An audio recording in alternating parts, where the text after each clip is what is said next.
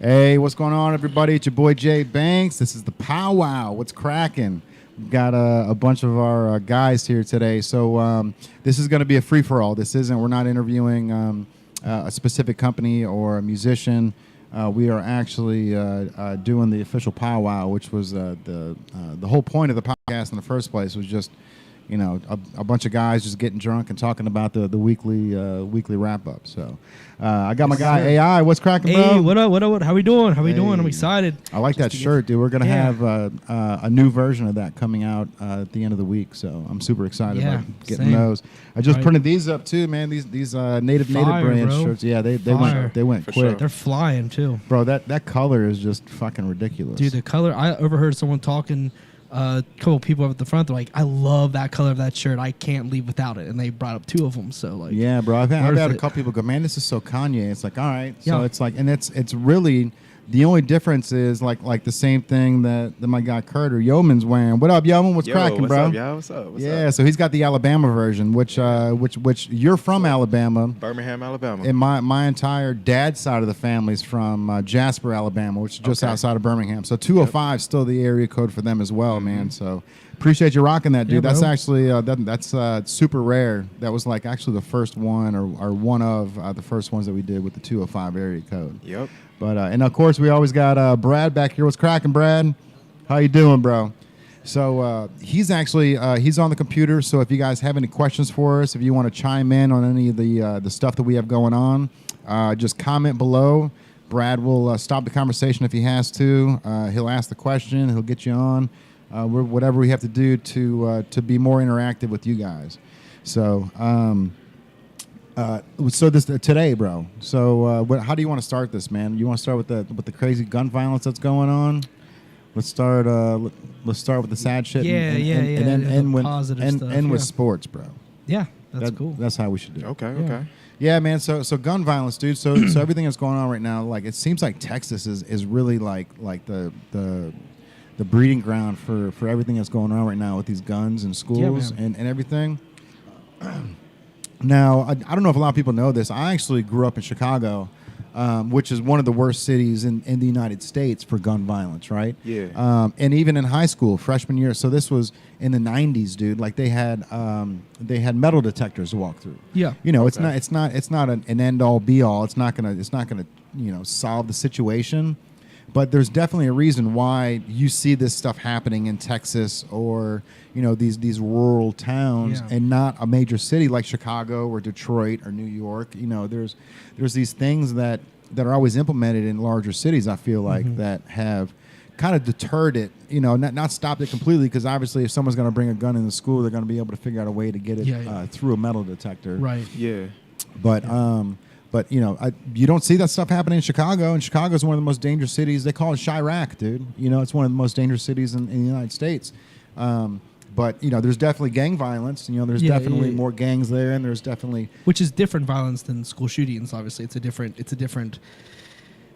an entirely different form of violence, obviously, because the school shooting is like a surprise attack that someone's taken out on innocents, where a gang is like, you know, if you will, like... two different sides battling, and like Texas kind of lives at their own pace, man. They kind of do their own thing to a degree. They were trying to secede from the United States, so they kind of go at their own beat of the drum. Yeah, they're actually on their own power grid too, man. So there's like the, you know, the what is it, the Northern Power Grid, Southern Power Grid, or East and West, one of those two. But Texas actually has their own power grid, which is crazy. Like so, you know, there's a lot of stuff about Texas that people don't realize, that they're almost like independent on their own country. Yeah. They want to be their own country. So like, I mean, you're there because like a lot of the issues is that they're like, the rest of the world isn't dealing with people coming over from Mexico. We're dealing with it, and it was just like there's a whole dynamic that they're separated from us and they feel separated. Right. And if they want to become their own, I mean, obviously we want the United States to stay intact, but like I understand a different lifestyle in a different part of the country. You know what I mean? We live differently than the West Coast. We're in the Midwest. Yeah. Every part of the country has their own things to overcome. We don't have earthquakes here. We don't have certain parts of that don't happen. Like, so everyone lives differently, and Texas is very different, obviously. And gun control coming out of there is the focus right now, and I do think there does need to be some kind of regulation where, at the end of the day, like giving somebody a gun just to come in like they're buying a stick of gum, that's a little different. You know what I mean? Like there is something there. I don't know the solution because it's a deep rooted topic and there's a lot to it, but I do think like you should have at least a little bit of like some paperwork to fill out and a little bit of time before you can get something that can, especially some kind of weaponry that can take out a mass amount of people in a short period of time. Like anything that's automatic. Yeah, anything automatic. Like, because you're not. Why do you need that? What is the purpose? I mean, you're not going to use that when you're maybe hunting deer or you're doing hunting. You're gonna use that for something more intense, I guess. More aggressive. Exactly. You know? So there does need to be some kind of, I don't know what reform or what kind of control needs to be done. I mean, we should have our guns taken away. We should be able to protect ourselves. That I think that's apparent. But I mean, so what's the balance? what's the best option? Is it having teachers carry guns? Because I don't agree. I don't think that's the answer. You know, is it reinforcing the doors? I think something as simple as that could go a lot further. I mean, I think Ryle was really like after the whole Clay Shrout situation. Dude, I think Ryle like buckled it down because like I remember going to school and running a little bit late because I mean it's unfortunately that's his MO. Sorry, when I come there, I come full force though. But the thing is that I would get to school and the doors would be held. It would be locked down. I'd have to go through the office, whatever. And luckily, like my person who watched me, I called her my second mom, my Aunt Diane. Basically, Aunt Diane would be in the office. I'm like, "Hey, Aunt Diane." She's like, "Hey, Andrew." Like, and I'd walk in, whatever. Yeah. But like, they did secure, and I did notice there was some security that when I went to like Boone County High School and other schools for wrestling things or whatever, wasn't the same security. Right. And I think Ryle built it because of the Clay Shrout. Right. So for people that don't know, that happened in what, like 1992, 1993. Clay Shrout was a freshman at Ryle. Well, he was a freshman when it happened, right? I don't know if he went to Ryle. He went to Ryle High School. 17, so he might have been older. And he his parents took his car away for something, and he got so pissed that he ended up murdering his parents. Killed his whole family. Killed his mom, his dad, killed his sister, and then went to school and held the class hostage for a couple hours. And because they took away his car. It was something. He got grounded for something, but so he actually like went haywire, killed the whole family.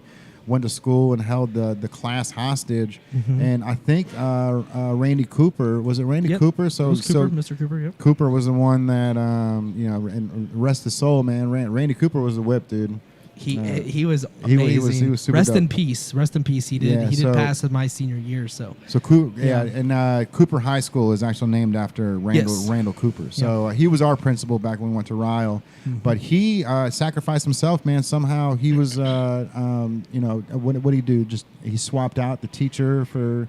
He's like, get the kids out of here. I'll stay here, something like that. Yep. He sacrificed his life, but he came out alive and. He's a legend, man. Clay Shrout didn't kill anybody in school. Crazy to think, dude, that like he that'd been the first Columbine. That'd been first Columbine. It's even crazier. We'll get here to get to my parents' house. You have to pass Clay's house. I used to treat the yard when I worked for Scott's Lawn Service. It was so eerie, dude. Yeah. So eerie. Like there was one day that I was treating it. The front door was just open. No. Open, and it was like there was the people that lived there. I think she was in a wheelchair. There was like a handicap accessible like house. But just the stigma of the house was so eerie, dude. Like being in the backyard and being in like up against those windows and thinking like, man, this is like where his mom and dad would just wash dishes, bro. Just like looking out at their yard. It was bro. It's a nice house. Like now the house is probably worth $400,000 or $500,000. You know what I mean? But like for somebody like that to go and kill your whole family over something, so it's crazy, like, dude. It's literally 2.5-3 minutes, like driving from my parents, you literally have to pass it every time, and like you pass it. And now, I mean, I don't think about it that much. I like when I have someone in the car, I'll point it out, whatever. You have to go down like a speed bump and stuff. Yeah. But I have had a moment one night when I was coming home late, like going to my parents late. I wasn't living there, but like I was coming home to stay one night, and I was driving down that little hill, and there was like a weird thing. I don't know. I believe in the supernatural. I believe in the paranormal in there. But that moment, and I like looked over and I saw it for a quick second, and it just went and like. And I realized where I was. I was like, "Oh man, I'm actually Clay Strauss." It was a very odd moment, and that little dip, and that if you've never been there, you wouldn't know. But just like go over a speed bump and then go up the hill. No, it's not that bad. I mean, it's a suburban neighborhood, but his house just sits there right next to some group of trees, and it's definitely eerie. And I had a moment and I like saw it real quick, and I went on. I was like, "Nope, just let's go home." Let's just keep going home. Like but that real life like whole family was gone quick, man. He was actually up for parole. This has been like then 20, they found his hit list. 28 years or something. They found his hit list? He had a hit list he had made. There Crazy, was a hit list he made, yeah. He was out, and then I guess they found his hit list and then went through whatever process. But yeah, he was he was prepping when he was getting out. Yeah, man. Whole thing. He ain't playing. Yeah, he wasn't messing around. Man, he had a lot of time to think. I get a lot of time to think, and he's obviously not a happy individual, whatever the case may be, because obviously he's in jail since the beginning. Like he didn't even get out of high school, right? You know what I'm talking about. So like, right. Yeah. So, but yeah, that's crazy. Yeah, it's a whole thing. You can look up the article, and like his story, and like it's the thing no one talks about anymore. We're probably the first people to talk about it in a long time. Like, right. Y'all said it happened in '92. Yeah, like 1990. So I moved here in 94. I was just born. And it happened a year or two, like 1992, 1993, something like that. I've been living in my parent. I don't live there, but like we moved into my parents' house around that same time. I was like 4 years old. Okay. So I was born in 1988, so I was about 4 years old when it all went down. Yeah. 5 years old, somewhere along that line. But like, yeah, we had just got. It was a whole thing. Man, our neighborhood is like on the map because of that situation in the suburban world. Yeah, it's crazy because people talk about it a lot, like around that area. So that was okay. And so what he's saying, we moved from Chicago in 1994, and they actually didn't even show us that neighborhood because they didn't because of the stigma. 100%. But the houses, bro, are like gorgeous. All the houses in the neighborhood, they all have like half-acre lots. It's not like the houses are right on top of each other. No, yeah. Yeah. So, my parents' houses, but they showed us some houses down the street, and my mom actually, she was like, "Why didn't they show us any of these houses here?" And so it turned out like, oh, it was because that stigma was there, and like like I guess the houses were cheaper in that neighborhood, maybe during that time or something. So the realtors didn't want to show the stuff, but the neighborhood's nice. Everyone's sense. great people. Like there's somewhere else in that neighborhood closer to my parents' house, some dude like threw his ex-wife downstairs, man. Like straight up, some shit's gone down.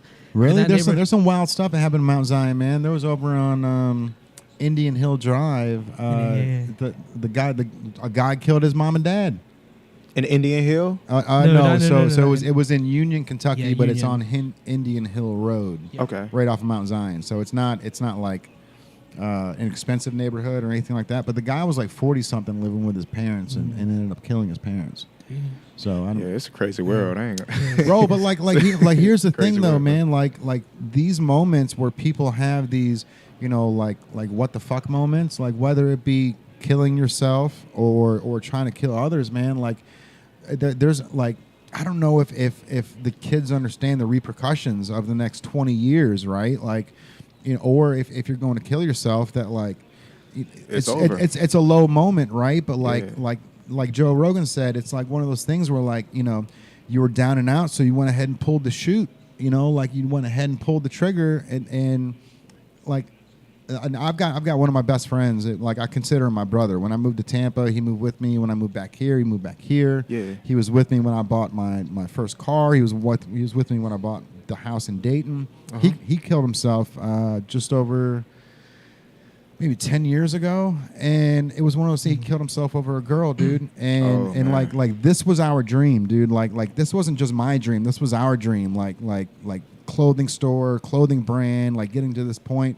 And like when his sister comes in, she's like, man, like this, it really pisses me off because like if he would just see where you are now, like he would be so happy and just in his life and where he is. Yeah. You know, it's like it's one of those things, man, where like, you know, the heart is insane. The heart is such a crazy muscle because it'll make you it'll make you literally put your own lights out over one person that when there's millions of other people in the world, dude. Billions, bro. We and own a it's huge planet. right. And it's one of those things, man, where like the heart is so strong that like it can literally overcome your mind and say, Yeah. hey, I don't want to be here anymore. And your mind's like, okay. Yep. Okay, You start let's seeing red, and before you know it, you're it's irreversible. It's an irreversible decision that everybody needs to understand. And like Master P, for instance. Tatiana, she was 29 years old. His daughter, she passed away on Saturday at 2:30 in the morning. Rest in peace. And Yep. yeah, man, and you know, it's so sad for a husband or a father or a mother to have to bury their children, right? That should never happen. You should never have to bury a seed, right? Yeah. Right. But for him, man, it's like, and he actually said, I've got the quote here. Mental illness and substance abuse is a real issue that we can't be afraid to talk about, and that's the truth, man. Because you know, there's moments like, for instance, I'm not gonna say it, but 2 weeks ago we had a friend that we all know that was on Facebook saying I'm done, I'm checking out, and wrote a letter to his son saying, hey, you know, take care of your mother. And I was like, bro, what are you doing? Stop. Whatever you need to do, whatever you come in tomorrow.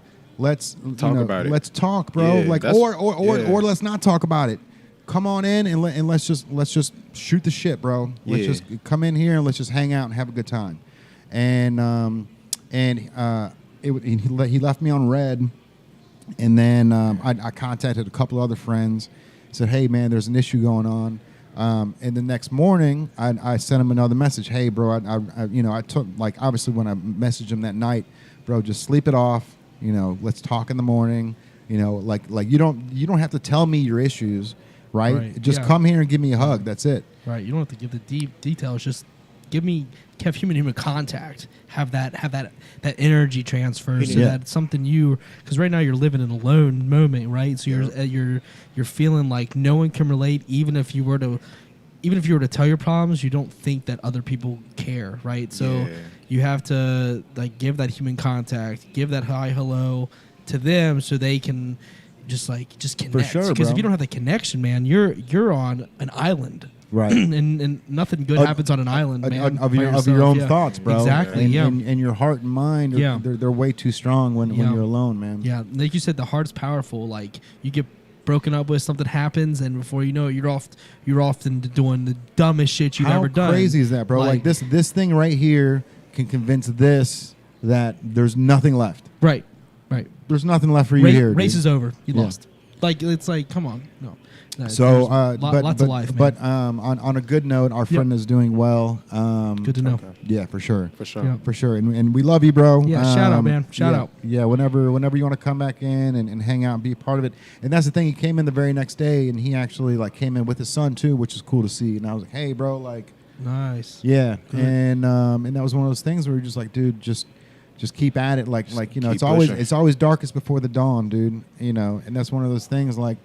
And I had another buddy who got into an argument with his wife.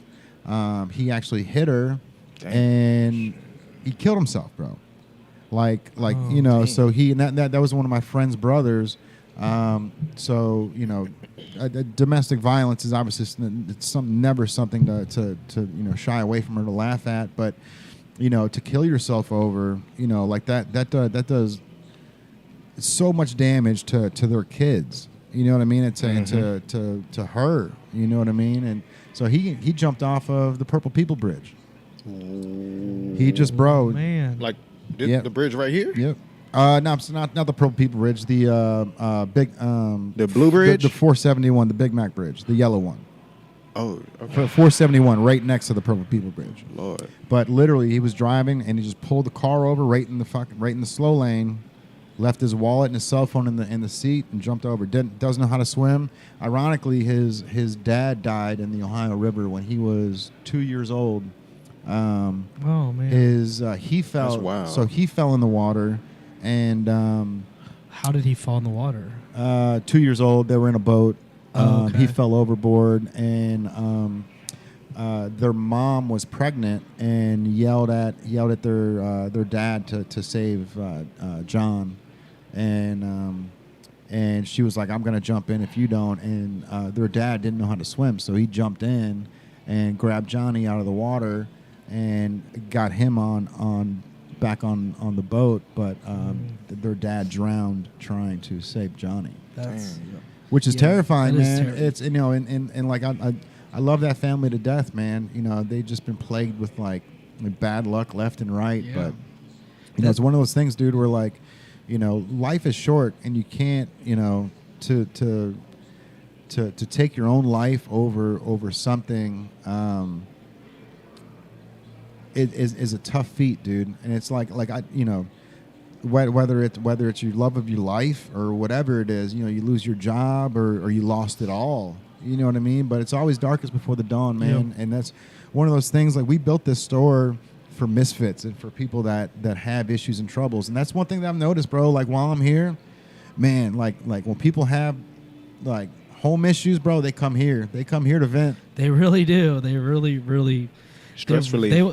They will come in here and they will lay it right on our desk. Like, we're there sitting there doing work, whatever, and they will just drop the problems, and we're like, all right, I guess we're gonna talk. We're shifting our conversation to what's happening, and we will, like, in my mind, like, if they got a problem and there's something important going on, it takes priority, because I do know that people come here for some relief, and I recognize that. Mm-hmm. We're more than a retail space. We're a collective, and we're here for others. So, with that being said, if it's time to talk, it's time to talk. Like, Yeah, we'll do so. Like, the sales will come. They'll come no matter what. It's gonna, regardless. But that person might need you, and you don't even realize it. So I would rather be the person to have that conversation to keep it going, rather than disregarding them and then not be the last conversation they ever had. So, like, it's something I think about. And it's crazy, bro. You never know, like what somebody's going through, or like, it's like I said, the heart is so strong, man. They could be here one day and just say, "Look, nobody gives a shit about me."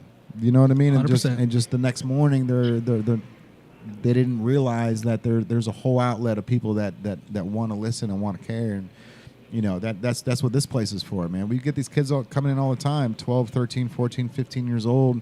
And you can tell some of them have rough lives at home, bro.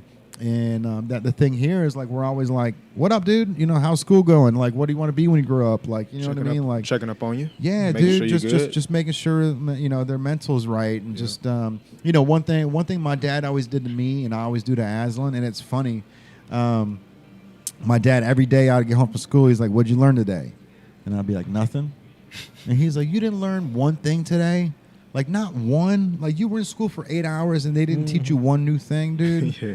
And so he would literally like make it to the point where, like, all right, like, I learned this today. You know what I mean? And I would do the same thing to Aslan, and Aslan's like, "Oh, I didn't learn anything today." And I'm like, "You didn't learn anything? Come on." Yeah, but shout out to Papa Banks. It's an anniversary. Yeah, bro. It's an anniversary, Yeah, man. I was talking about that to Yeah. Kaylin, man. Like, I don't know, is like a death anniversary something that to, like, remind you of life? It's tough to do, man. You said- I think it is. I think where I would take from it is that time ended to remind you of how important your life is and what you're capable of doing going forward to make them proud in the next time. So, like, the anniversary of birth and death, because those are inevitable things. They're going to happen no matter what. So, like, we're celebrating birth and we're going to celebrate death by, like, what the accomplishments that you've made. And him looking down, that it's about him looking down. You know what I mean? Regardless of what you believe in. It doesn't matter. But his energy had to go somewhere at the end of the day. It had to go somewhere. Where it went, it could be in the store. You never know. Like, it could follow Jay all for the rest of his life. Who knows where the energy went? Yeah. If there's pearly gates or not, it doesn't matter. But, like, it's the death aspect is, like, that's the end of his time. No matter what the case may be, his time had to come at some point, and that was it. So going forward, it's about making the most of what he taught the people while he was here and letting his legacy live on after his death. So like, I think it's all right to have anniversaries for birth and death because they're significant in their own right, and they're to teach you specifically because it's your father, right? And like, and you don't think about it in the real time, but if you look at it from the outside, his lessons are still being implemented. Oh, every day, bro. Every day. Every So like, single day. it's like you have to separate yourself, but you definitely anniversary and celebrate because that is the most important person for this store. Right. You know what I mean? That is the most important person, the reason this store exists. So like, you just have to recognize it, and you don't have to harp on it. We can take a shot to it, but like, just remember that is where it started, because without that, this wouldn't exist. For sure. And it's important to celebrate their life, no matter how long it's been. I think. Sure. So that's where I'm at. I appreciate that, man. Yeah. And he really did set it up where like I wouldn't be here without his thoughts and like the way that he pushed me to be better and to do things. Yeah. The first place that I bought, it was a 3-unit building for $69,000 is what I paid for it. Like the place is worth a lot of money now. But I told him, I was like, dude, like I don't want to be a landlord to somebody. I'd rather have 3,200 square feet to myself instead of only 1,200 square feet and then giving 1,000 square foot to someone else and then 400 square feet to a clothing store. And my dad's like, look, dude, if you want to own a clothing brand, this is what you need to do. You can live here upstairs. One of your buddies can live downstairs. You guys won't be stepping on each other. And then you can have your own clothing store in the front that you can dick around in and have fun with. He's like, your buddy is basically going to pay the mortgage, and then you can live upstairs, and then you can figure it out as you go. So he was trying to basically like get you to the steps. For sure. Yeah, the steps. Absolutely. Shout out to him. This is a picture of him. Hey. Okay. He looks like me, bro. I look like him. That's what my mom said too, man. It's so this podcast forward, no one's gonna forget. You know what I mean? Yeah, Lee Banks.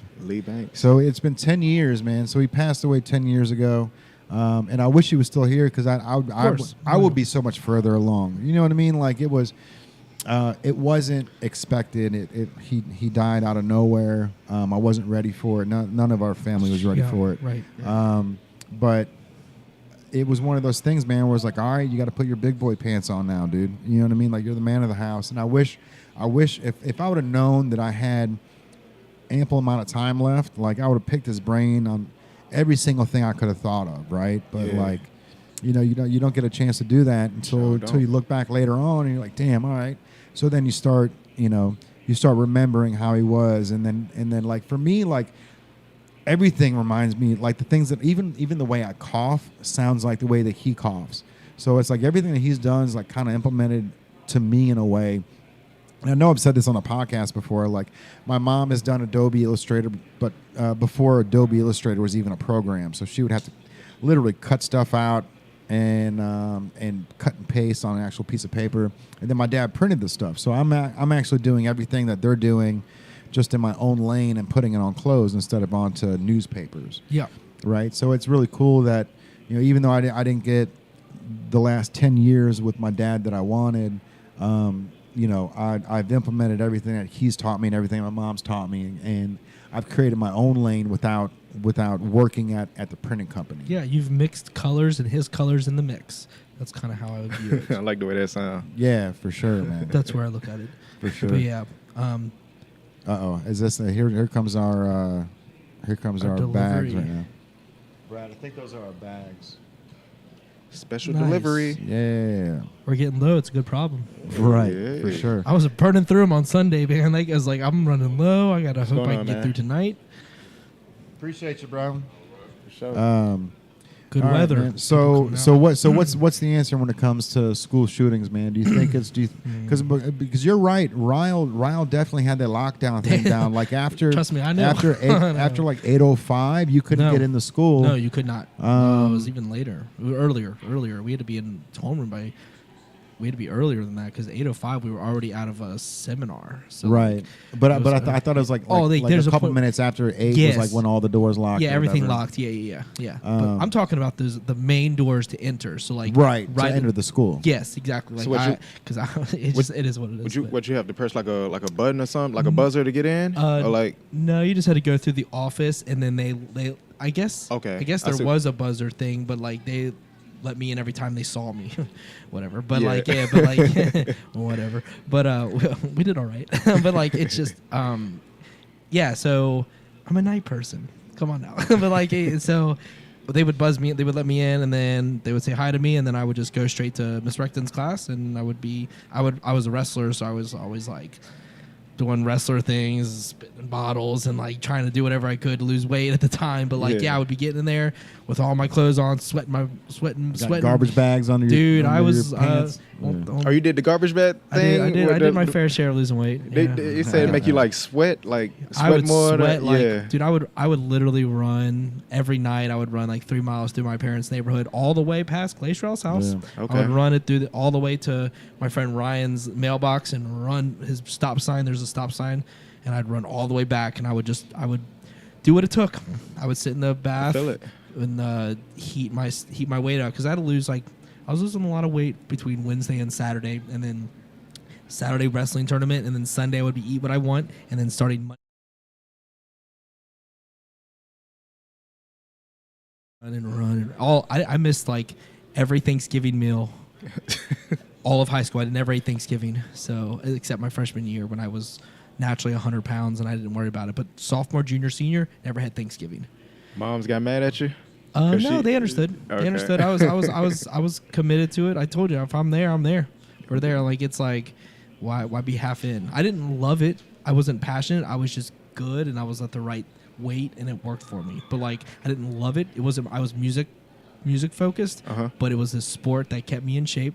Me and Brad were talking about he's working out now, so doing his thing. But like beast work, man. But like, you gotta just put your time in. And I was like going for that Letterman for that that senior jacket thing, and like that was just kind of my goal. And Dad's like, stick with it. So I was like, I'll stick with it. But I'm playing music. We're not forgetting music. So like I would hang with all the musicians and then go to wrestling practice. And then there was one time when the wrestlers and the musicians got into a fight, and I didn't know what to do. What? Because Mike and Alex got into a fight. My two friends got into a fight, and I was like, oh my gosh. How did the argument start though? Like, because the wrestlers could be a little bit rough around the edges, brash. and the musicians are a little bit on like the passive side, but like the wrestler wouldn't stop, and before you know it, there was fists flying by the lockers by the wrestling area. Yeah. And I stepped in to like help with my friends because they were both like close people. It wasn't like they were outsider friends, like my lunch table dude and then my wrestling practice dude. You're like, come on, y'all. I'm like, man. come on, chill, like, I'm bro. friends with both y'all. Come on, stop, guys. This, man. But okay. Alex fought.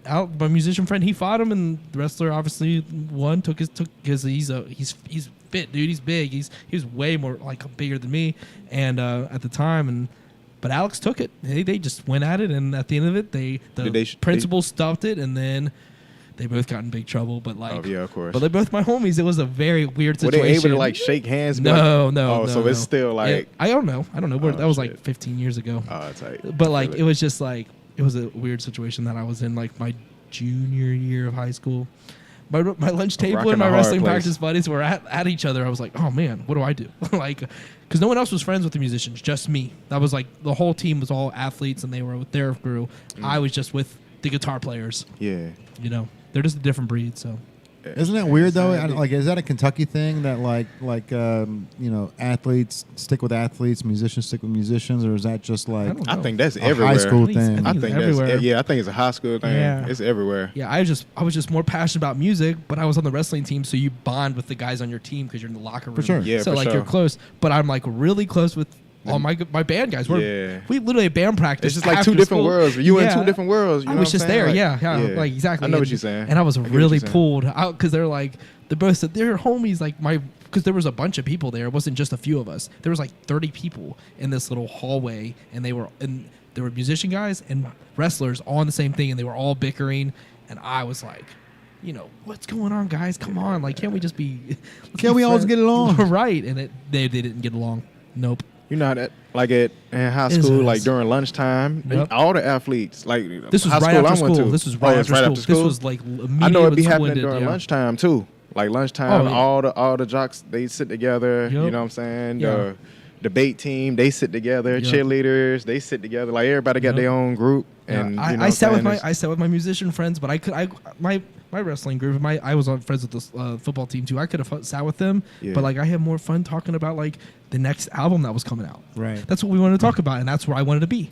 So we I feel it. sat them. That's my personal choice, whatever, and they didn't hate on it. Like whatever, they were cool with the Yeah. practice, no big deal. Because I was a varsity wrestler, so I wasn't like I was like in the mix with everything too. So like I was not like outcasted because like you know JV varsity has like there's a split. There's a split there, but I was like in it. I was in it deep. I was cutting weight like that much weight to make. You don't cut that much weight for JV. You cut that much weight for varsity. So I was like in it, and they didn't have a problem. But when that fight happened, I was literally. I've never been more to this day. I've never been more like split with situations because I was like literally seeing both my eyes go both directions. I'm like both these guys are my closest friends. Yeah. I would have been like, well, I mess with both of y'all. Thank goodness for the principal, dude. I don't know what y'all arguing about. Yeah. But I guess if it's this crazy, I'm gonna let y'all sort it out as Yep. men. And when this is done with, it's done with, and Yeah. we're gonna leave it alone. They went down. They threw fists. They went down. They fell to the ground, and I couldn't do anything about it. And then one of the principals and the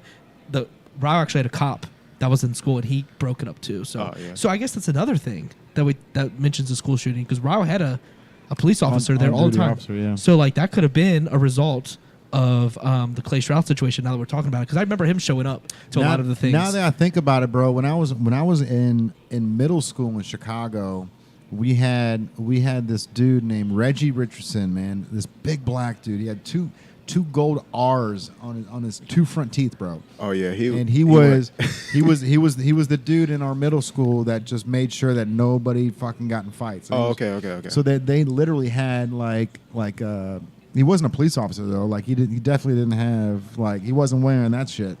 I can tell you that. So he wasn't like no security guard or he was security, Oh, bro. he was security security. for Okay. Chicago middle school. Like he was just Dang. two gold R's on his two front teeth. Oh, Reggie Richardson, He's a bouncer, bro. and that was a middle school security guard. Huh. Yeah, I'd like Yeah, to, he from the streets. bro. I'd like to try to find him again, man, because he was one of like, I mean, this is 7th, 8th grade. This is fucking decades ago, and I still remember the dude's name, and I still remembered all the conversations we had, man. And it was just like every time he smiled, it was just 2 R's right on his teeth, bro.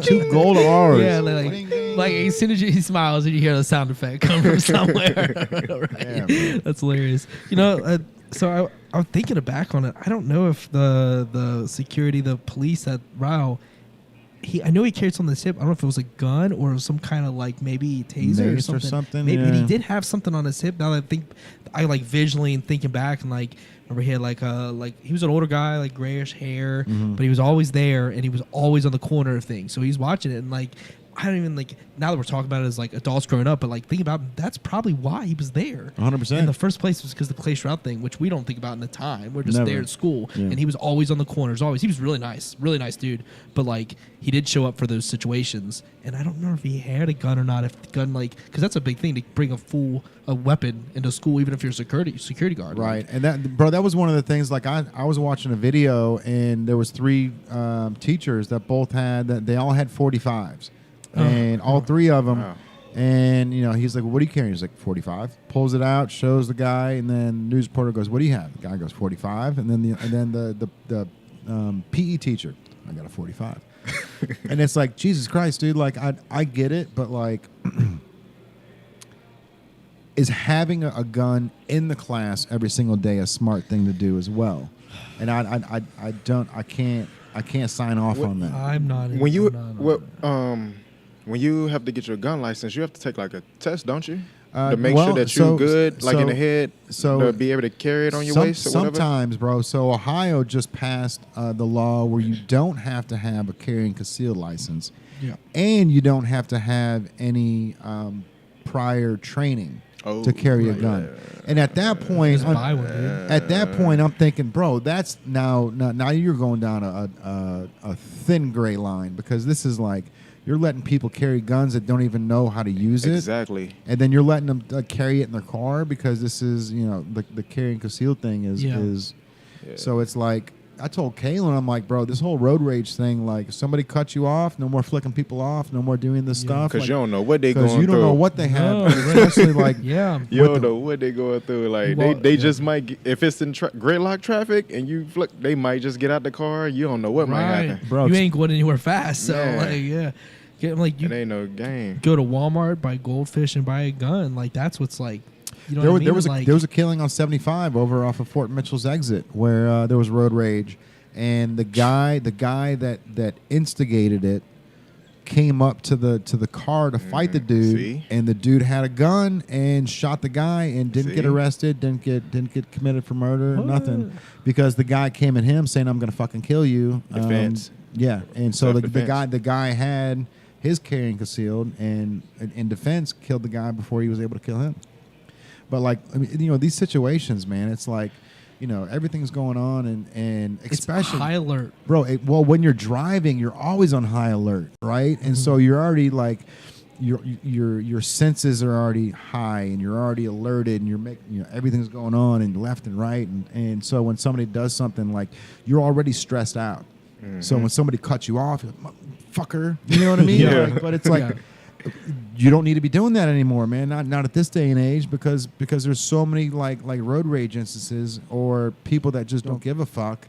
Like I got some. Hey, there was a guy in Covington a couple weeks ago. What's this? Your point. I don't know what that means, bro. Oh, the soundboard. Oh, the sound. Oh. If it one's down, I wasn't sure if it's. Yeah, it's. Oh, okay, yeah. Yeah, like, the thing about road rage too, what's crazy is people get so like involved in road rage, they like start following people. Because I've had, because I've heard stories like that. Yep. yeah, like, so I since I'm a dad now, like, I've really adjusted my driving. It's been a natural thing, which is strange, because I used to drive pretty quick. Like, I drove my Mazda 3 pretty fast for a long time, and I did my thing. Yeah. But like now, I'm like not a fast driver. It's very odd. I've like really slowed it down.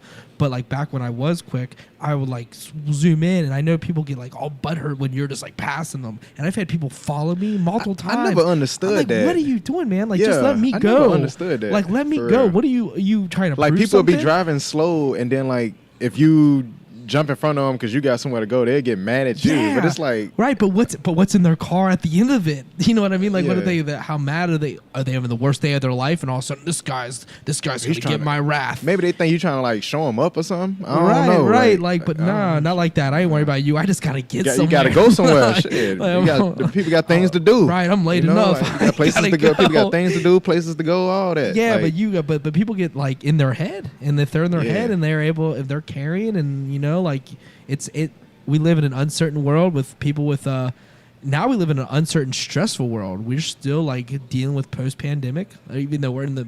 I guess we kind of still are in it, because there's cases popping up, but like in this sense that we're not wearing masks right now, the pandemic. It's an interesting dynamic. But we came out of a year where everyone was staying home.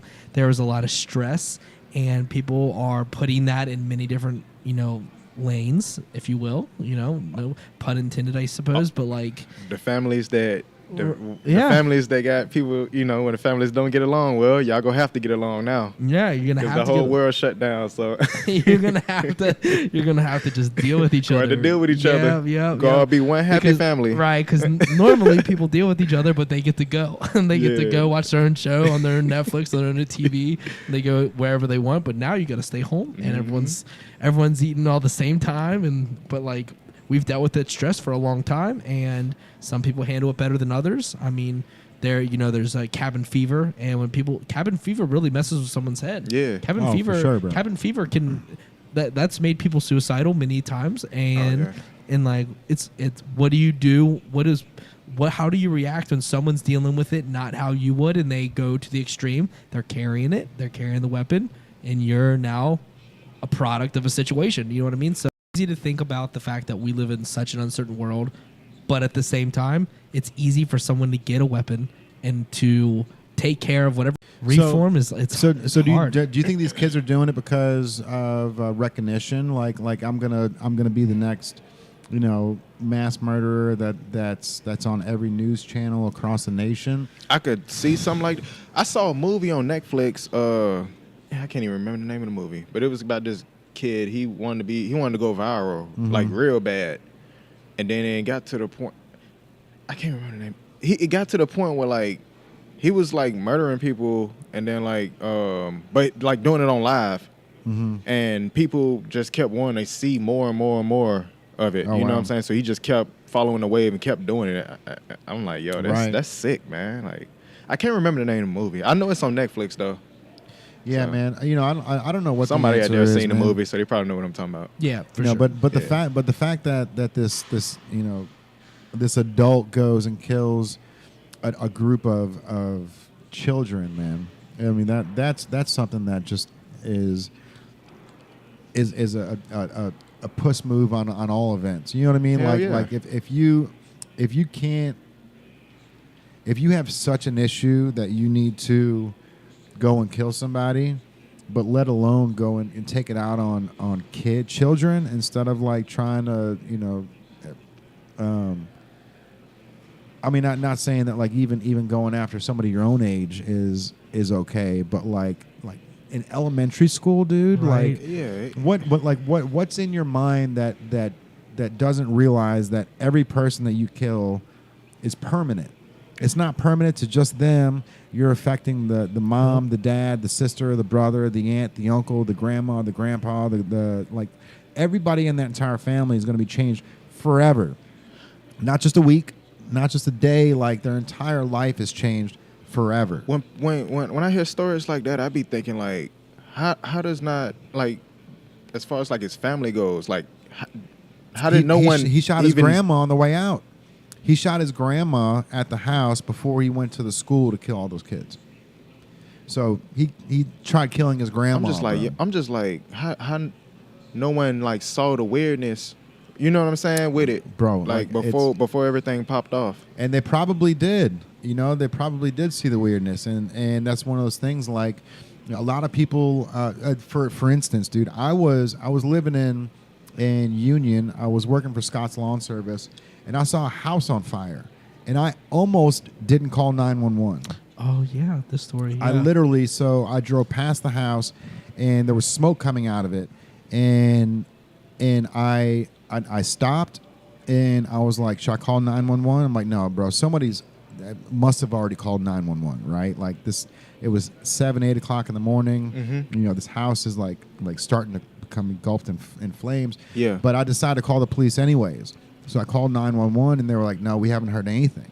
But that's just one of those things where like, you never like, you always think that, okay, well, somebody else already knows, or somebody else has already done it, or like, I don't want to call 911. I don't want to burden people, or I don't want to, Yeah. I don't want to have a false call on 911 or whatever that shit is. 100%. But at the same, but I saved the baby's life that day. Oh shit. Yeah, bro. Okay, hell yeah, man. Yeah, so Shut they. up. I mean, it's not like I don't need to be clapped for it. Yeah. No, but like, bro, It's a it's baby. real You talk, feel me? man. Yeah. Like on the real, like I know it may just be a thing of the past, Some but like real that shit. person is Oh, bro, There's- like there's he's language. still. zero. Real talk. We'll see the Fire thing. Like, is not a joke, bro, man. so they didn't even know. So what happened was I drove past the house, it was smoking, and I turned around and I called 911, and then I pulled up in the driveway, and I was on the phone with 911. She was like, "Is anybody out there?" I was like, "No." She said, "Okay, well, go knock on the door and get them out of the house." So I went over, I knocked on the door, and this lady opened the door, and she was in a robe. And I was like, "Ma'am, your house is on fire. You've got to get out." And she was like, she just woke up. She's like, "What?" And I was like, "Your house is on fire. You got to get out." And so she comes out the house, and then she runs down the sidewalk, and she sees the house on fire, and she screams, puts her hands in the air, and runs back in the house and closes the door. And so I'm on the phone with 911, and I'm like, she just ran back in the house. She's like, "Get them out of the house." So I opened the door, and I was like, "You guys have got to get out of the house. I'm already on the phone with 911. You like get out of the house now." So they I guess what happened was there was a 2-year-old that was on that side of the house, and that was where her bed was where her bedroom was. So she ran in there to grab the baby. I started hearing police sirens and the fire trucks, and I've got my Scott's truck, like this big like vehicle that's right there in the driveway. So I'm thinking to myself, fuck man, I got to get this thing out of the way. That like the police, that everything's coming. So I pull the car out and I drive off, and then I start with my day. I start treating lawns and all that shit. So like 3 days goes by, and they finally, the people that own the house called Scott's. So they called all these different lawn companies. There was some guy, I don't know who he was, but he came here and he helped us out. And when they finally found me, the guy was like, dude, like his wife and him, they started bawling when like I went out there to meet him. And he was like, you have no idea, man. Like I've already lost a son. Like I lost a son on that connector road from Gunpowder to Richwood. That road right on the side of the highway. It's from Richwood to Frogtown. Yeah, on the where the cross is. The one. You're talking across on the street. That's his son. Yeah, his son died there. Arnett. Yes. So I know the Arnetts. Okay. I know the Arnetts. So I we were all friends with all saved the 2-year-old, That's, so she's probably like 12 or 13 now. Yeah, that's deserving of a clap. Yeah, like 100%. But it was one of those things, bro, where it's like it was so crazy because like I was just at the right place at the right time, right? But like I almost didn't call 911 because somebody must have already done it, right? It's like I'm just not in this moment that I'm the hero, right? Like, but it was one of those things where I decided to call anyways, and they when I met back up with them, the dude was like, bro, you can have anything. You can have anything of mine except for my motorcycle. That's my bitch. Like he's like, you can have my wife. Like literally, like you can have anything, just can't have my motorcycle. And I'm like, bro, like yeah, no. I'm just glad I was able to be here. Scott's ended up giving me $1,000. Like Scott's ended up making me like employee of the month. Like they made this plaque. They did this like they started the whole thing where I was the first person to get like an employee of the month, and like so they put my name on the thing. Okay. And I was on Scott's is a huge company, right? Like nationwide. And I was on their like main internet thing on their website, and like Jim Hagedorn called me and thanked me for everything, and it was a cool moment, man. Yeah. It's one of those things, dude. I can literally see where you're at. I know exactly where, like. Yeah. Yeah, I've got the visual there. Yeah, it's like it was such a crazy moment, man. Like you didn't know, like again, just right place at the right time, and I didn't hesitate, and that's the issue with a lot of people, man. Is they think that it's already taken care of, or I don't want to cause an issue, or I don't want to be the one to call 911 because I don't want to be tied into the legalities or whatever it is. But bro, if you see something going on, or if you think something's foul, like say something, because you never know, you might be saving somebody's life. You know what I mean? There's moments that we're bigger than our bodies give us credit for, bro. Yeah. You know what I'm saying? And working at Scott's Lawn Service and having that moment was definitely one of those things where like I felt, it's just a Scott's job, man. I was just there treating lawns, but that one moment, and Frogtown's a busy road too. That's why I was like, there's no way that no one else saw this, bro. Like, it's like going down a road that has 15 to 20 cars every minute. There's a car that drives by. You know what I mean? Can I ask you a question? Yeah. All right. So check this out. So me and my friend Jalen, we on our way to work, right? We walking down the sidewalk, and this guy and his girlfriend, they was on bikes.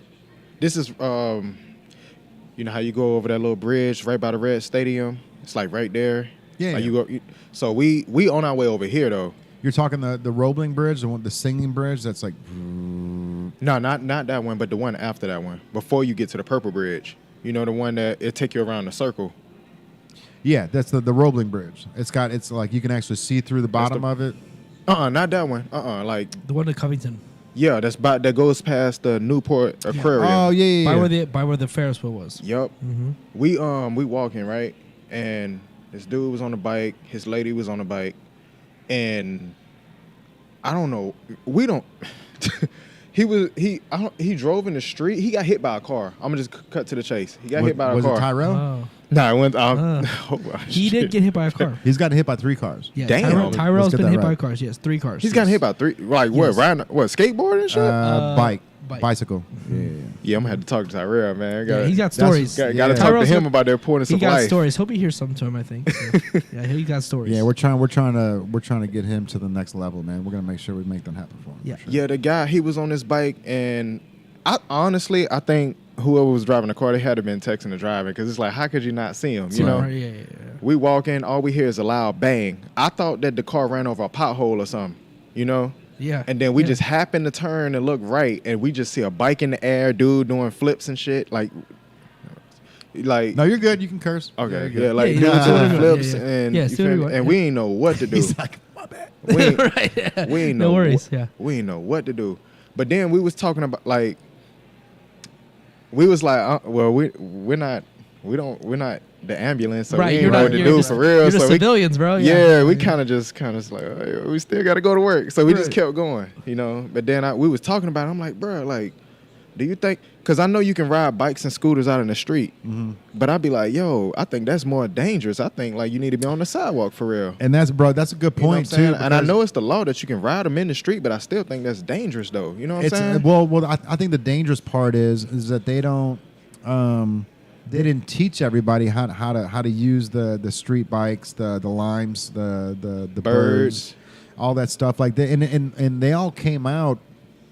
The streetcar came out, which people still don't know how to do that shit. I was downtown 2 days ago, bro, when somebody was in right next to the banks. They were in the Where the streetcar got to go? yeah, like, and it's like they've got cones, right, or those things that are up, and it's just red lines that says like streetcar only.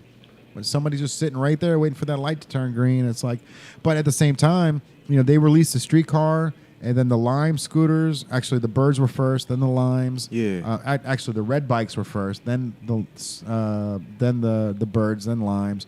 But they didn't teach anybody how to use them. They didn't like, not that you have to teach everybody individually, but like at least have like a thing saying, hey, like you have to ride them in the street, because that's the thing, is you're supposed to ride that stuff in the street. But that's what I be thinking. I'm like, man, It's a lot more dangerous because, though, you know? especially because half of those things, the batteries are low on them and stuff. And man. cars be flying. Like, what if a car driving and, And the, so- and the battery and- just run dead and, and just so stop? and so Like, that's the thing, mess man. around It's and like get hit. it's almost a they need a PSA for drivers to know that, hey, the limes, the birds, the red bikes, they're all in the street, and you have to abide by them just like you would abide by other street laws. Yeah. Because a lot of time, you know, you'll be in the street, that streetcar will start coming up behind somebody, and they'll freak out and they'll try to run the red light, or they'll get into another lane because they don't know that streetcar is just it's doing the same thing. It's going to pull up right behind you. It's going to wait at the stoplight just like you are. Yeah. But they don't teach anybody this, and it was just, I think it was a fault on the city's part, because they released everything within a 2-month span, dude. Within a 2-month span, they had the streetcar, they had the red bikes, the limes, and the birds, which is incredible to have in a city. Don't get me wrong. I love having those, and I love being able to grab a lime and I think go. they put a curfew on them. Like Oh, really? The limes Yeah, and the birds, yeah. There's They, a curfew, yeah. You they can't. getting tired of the teenagers Yeah, that's and- riding around. And I've noticed, like, you'll be driving somewhere down Cincinnati, and there's like a dead zone. Yeah. And like, hey, your scooter will just stop, and it Yup. won't go any further. You're like, There used all to- right, I guess I have to walk it up to the next spot. They put the dead zone on the bridges. That's Yeah. the Bro. time I be wanting to use them. That's why. I'm yeah. like, as soon as you hit the bridge, just start you. Yep, I'm you like, what the hell? Like, and then Yep. you know, I'm just like, that bro. was so and him and I, we both live in Dayton, Kentucky, which is only a mile, like 1.3 miles from here. Yeah. You don't have to get on the highway. Yep. But 2 years ago, those lime scooters, they would cut off right at the 471 ramp. So it was funny because like you'd be driving home and you'd see like 2 or 3 lime scooters or birds that were all right there at the 471 ramp, and it was just like, damn, all those things are just dying right there. Like, but no, they didn't geocode that stuff. They didn't even want you going into Bellevue with them. So now it's finally to the point where you can go further. You can go into Bellevue. You can go into Dayton with that stuff. But Yeah. 2 years ago, that there was like they just cut it off right there at 471, man, right there at the on ramp in Newport. I stay over in Covington, like about a year and a half, about 2 years ago. Yeah. I was able to take a lime from like the banks all the way up to my crib, and I have to probably walk like 30 minutes home. But now it's like I can't even. It ain't even going. So there's a story. My dad used to do Ohio water rescue, and he had to sit with a dead body. That's a whole other story. Wow. Oh, really? Yeah, the person fell off the bridge on like a horse and buggy, and it like tipped it over or something like that, and the person went in the river, and my dad had to sit with one. I was going to mention earlier, we were talking about dad stories, but that's another topic. But back to this whole thing. He fell from the bridge all the way into down the river. My dad was on a Ohio water river rescue and had to sit with this. He was dead. Yeah, it was a whole thing. That's a whole story. I'm trying to get Nate Asbury on the podcast. He works for the SWAT team. So he works for Cincinnati SWAT and does the water rescues. He's a big fan of the brand, man. Him and I became good friends a couple of years ago, and he was on American Ninja Warrior. So he was like the local guy here. Dude, he's so badass though, bro. Like this guy was like. He was like, and he was working for Newport Police, and he wanted to become started working for SWAT. And they wouldn't let him do it, so they were like, they kept like kind of tagging him along. You know how they do, man. Little carrot, just you got to keep him pulling along. So keep you involved. He's like, and they were like, no, you're not going to be able to do it. You don't have the credentials and this and that. So he went applied anyways. And got it. So he's like, all right, I'm out of here. Hey, nice. And so bro, like he was on the news doing a water rescue wearing the all black native hat. It was super dope. Oh, that is dope. Yeah, he was being interviewed, and it was like the black on black, and it was all soaking wet because he was still in the water. I'm like, bro, that's what I'm talking Show him what's up. Yeah, that's what's up. Nate, man, I appreciate you, bro. Hey, shout out Nate, man. All right, Nate. Yeah, he and I've tried to get him on for a while, man. He's like, all right, I'm gonna talk to the boss, man, see what we can and can't talk about. I'm like, all right, bro, whatever you want to do, man. I just want to get you on. I just want to pick your brain a little bit. Yeah, for sure. Having people like that in your bag of tricks, dude, is always awesome, man. Because it's like we've got so many talented humans, bro, that we're friends with that are just across the board, man. We've got musicians, we've got like all kind of. Have a good podcast, and What's your name, brother? Anthony. Anthony? Yeah. All right, man. Kurt. Yeah, man. YOMN. For sure, man. For sure. Be safe, man. Yeah, bro. So that's one of the things we keep the store open while we podcast so that people can pop in and see what's going on, or they can still shop if they want to. Yeah. Well, we are open to the public. I mean, we're chilling here. We're ready to make some sales if anyone's come down and say what's up. But I was going to say earlier about the scooters. So I used to work at the bowling alley downstairs, and as I was getting out, because it's a bar, so we're closing at 2 a.m. and there till 3. When I would leave at the very end of the shift, whatever, so it was like 3:30 after the bartenders are done and whatever, I see people like all these guys lining up to pick up the scooters because they pay you really well to charge these scooters. Oh yeah. Oh dude. Yeah. Yes. They come in. They pull up in a pickup truck and they taking like 7 or 8 of them. I know. Yeah. I didn't see it until I think they get person. paid like $15 or $20. It's something crazy, bro. They're paying them really well to charge these scooters because these guys are like they pull up like a team. It's like 5 of them. I know, and they take like 5 to 10 it's scooters. Smart though, man. Yeah, they're for sure. It's all community based. So. I mean, think about how smart that is. They'll be riding one scooter and have like 3 or 4 scooters stacked on top of it while riding it. They be getting to it. They be collecting them. Yeah, I've seen it. Yeah. To it. But there's a spot right out here on 3rd, right in front of like Rotolo and down there, and that's what the scooters collect. And these guys pull up on trucks and just throw them in the back. They used to do the same thing on the banks too, by Holy Grail and like Gala and all that. We used to see them. They pull up in a pickup truck, or you know what I'm saying? Yeah. They get to it. How smart is that though? To get hella smart. To get people that don't even work for you to charge the shit. Yeah. Oh, okay. You know what I mean? Like hey, like whoever wants to pick it up will pay you. It's like $5 to $15 or whatever it was. Like per scooter per charge. They collect them. So you got to go home and like plug them into your own walls. Is there anything?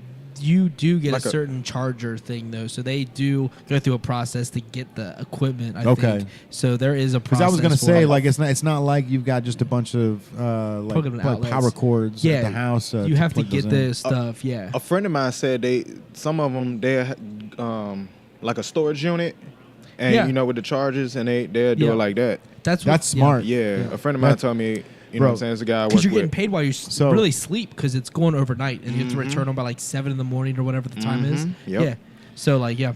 Yeah, bro. Let me tell you a story Sure. about a guy named Johnny Cupcakes, right? So Johnny Johnny, Johnny yeah. Cupcakes This is dope. is Yeah. bro. He's one of my idols, right? Like I got a Stuff's chance to talk to him. We sat for probably about like close to an hour, dude, at NKU.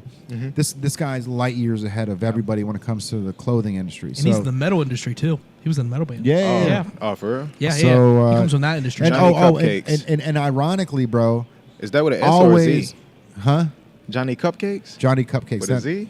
Yes. No, Oh, no, S? no. I had to follow him. You know what I'm Yeah, saying? like Trying to see if I can learn something. Yeah. So I'm check this saying, out, bro. yeah. So Johnny Cupcakes, he and ironically, I took Gary V's advice and I started getting on LinkedIn. Yeah. Bro, I've got straight access to Johnny Cupcakes. Anytime I want to talk to him, it's right there. Like Yeah. he answers, he responds, the whole nine. So Nice. it's super dope that like. Good for him to be like that. Yeah. Well, Okay. I mean, but that's the thing. Like, It's like so Johnny's. humble. Well, he's always been super humble, bro. Down So to like earth, like yeah. the hour that we got to talk at NKU, like this dude's so genius, man. So Johnny Cupcakes is a clothing line, but his store it looks like a cupcake shop. It's got ovens. It's got the whole like the register looks all. It's got like the It's a bakery. It's a bakery. He's got the bakery counter. Okay. But when you instead of cupcakes, they're T-shirts that are in there, right? And Wow. so a lot of people come in there and they're like, "Oh, I wanted a cupcake," but give them a one review star because it's a cup. It wasn't a cupcake shop. It was a clothing store. Okay, I see what you're saying. So he always makes it a point to point those out, like, "Oh, I pissed off another customer." You know what I mean? But like this dude is so goddamn smart. Okay. The reason why I'm talking about him at NKU, so he did this college tour. So he goes on college. First of all, you want to talk about being genius, dude. He goes on a college tour, right? So he goes to NKU, Louisville, all these different places, Yeah. and he goes in and he'll just talk about his clothing line, right? And Yeah. how he got to this point. And what he'll do is he'll make a T-shirt, a tour T-shirt of the colleges. So Johnny Cupcakes, and on the back of it, it's got Northern Kentucky University, right, on September 18th. And you're like, ooh, I need that shirt, bro. Yeah. yeah. But what he does is before he went in, he took these little plastic bags, and he took like a 1990 baseball card, maybe a 1991. What are the cards? The Saved by the Bell cards. Oh yeah. No. Yeah. So we've got a bunch of the Saved by They the got Bell. Saved by the Bell card? Oh, yeah, bro. dude. You should Hey, see him. hey, It's so- sick. Yeah. I used to watch Saved by the Bell. bro, so Yeah, sure. like off subject, I used to sell Saved by the Bell cards for $3 a pack, and if you got one of the Prism cards, you won a free T-shirt. So and that was one of those things where like I had no clue on the Prism card, which is like the holographic card, but if you won, you got a free $25 T-shirt, and like it got to the point where like I had these 12-year-old kids that were just buying packs of cards. I'm like, bro, hold on. Stop buying these packs, man. I'm just going to give you a T-shirt. I'm going to teach you how to do this because you are very bad with money, bro. You are very, Let me help you real quick, bud. You're 10 Put you on some game 10 with packs Young in right Blood. now. He's 10 packs. Yeah, Young Blood. You're 10 packs in Put right you now. on That's some game, Young $30, bro. Like, and you still haven't won. Right. The But- shirt is $25. Yeah, but that was those things, man. So he would literally taped just this little Ziploc. It was the same Ziploc bags that you would find ecstasy pills in, right? Like those Yeah. small ones, and they had baseball cards and maybe a Johnny Cupcakes pin, right? Like a little circular pin that said Johnny Cupcakes or had the logo on it. Okay. And he taped them underneath the seats. So if there's 300 people that showed up, halfway through the him talking in front of this entire class, Yeah. he'd be like, reach up under your seat. I got something for you. And so everybody would reach up and they would be like, oh, dude. Like, and some people got the Prism cards. Somebody got the shitty cards. Some people got, you know what I mean? Yeah. The good cards or whatever. Yeah. But like, so this dude, I got a chance to talk to him. It was before he went on, I think. It was definitely before. So we talked for like an hour, and I was like, I want to start a clothing line. I don't know how to do it. And he was like, bro, I'm going to give you the blueprint. You know what I mean? I'm going to tell you how to do it, but you got to do it. And so he was like, how what I did was I rented. He was like, at first I was in the house and I was printing all the clothes in my parents' house, and he was like, it got to the point where I had so many clothes that we had to store the stuff in the attic, and when I was producing it, when I was selling the stuff, I started getting complaints of cat dander because my mom had cats. Oh, okay. He's like, so I would be shipping these shirts out, and there was cat hair on it, and so he was like, I had to stop that, right? Like, but I didn't have the money to open up a clothing store to get to this next level, so he rented a storage unit, bro. And this is. I'm sorry that took a half hour to get back to your storage unit, Yeah. but he rented out a storage unit for $70 a month. Yeah. Right, and he turned that storage unit into a store.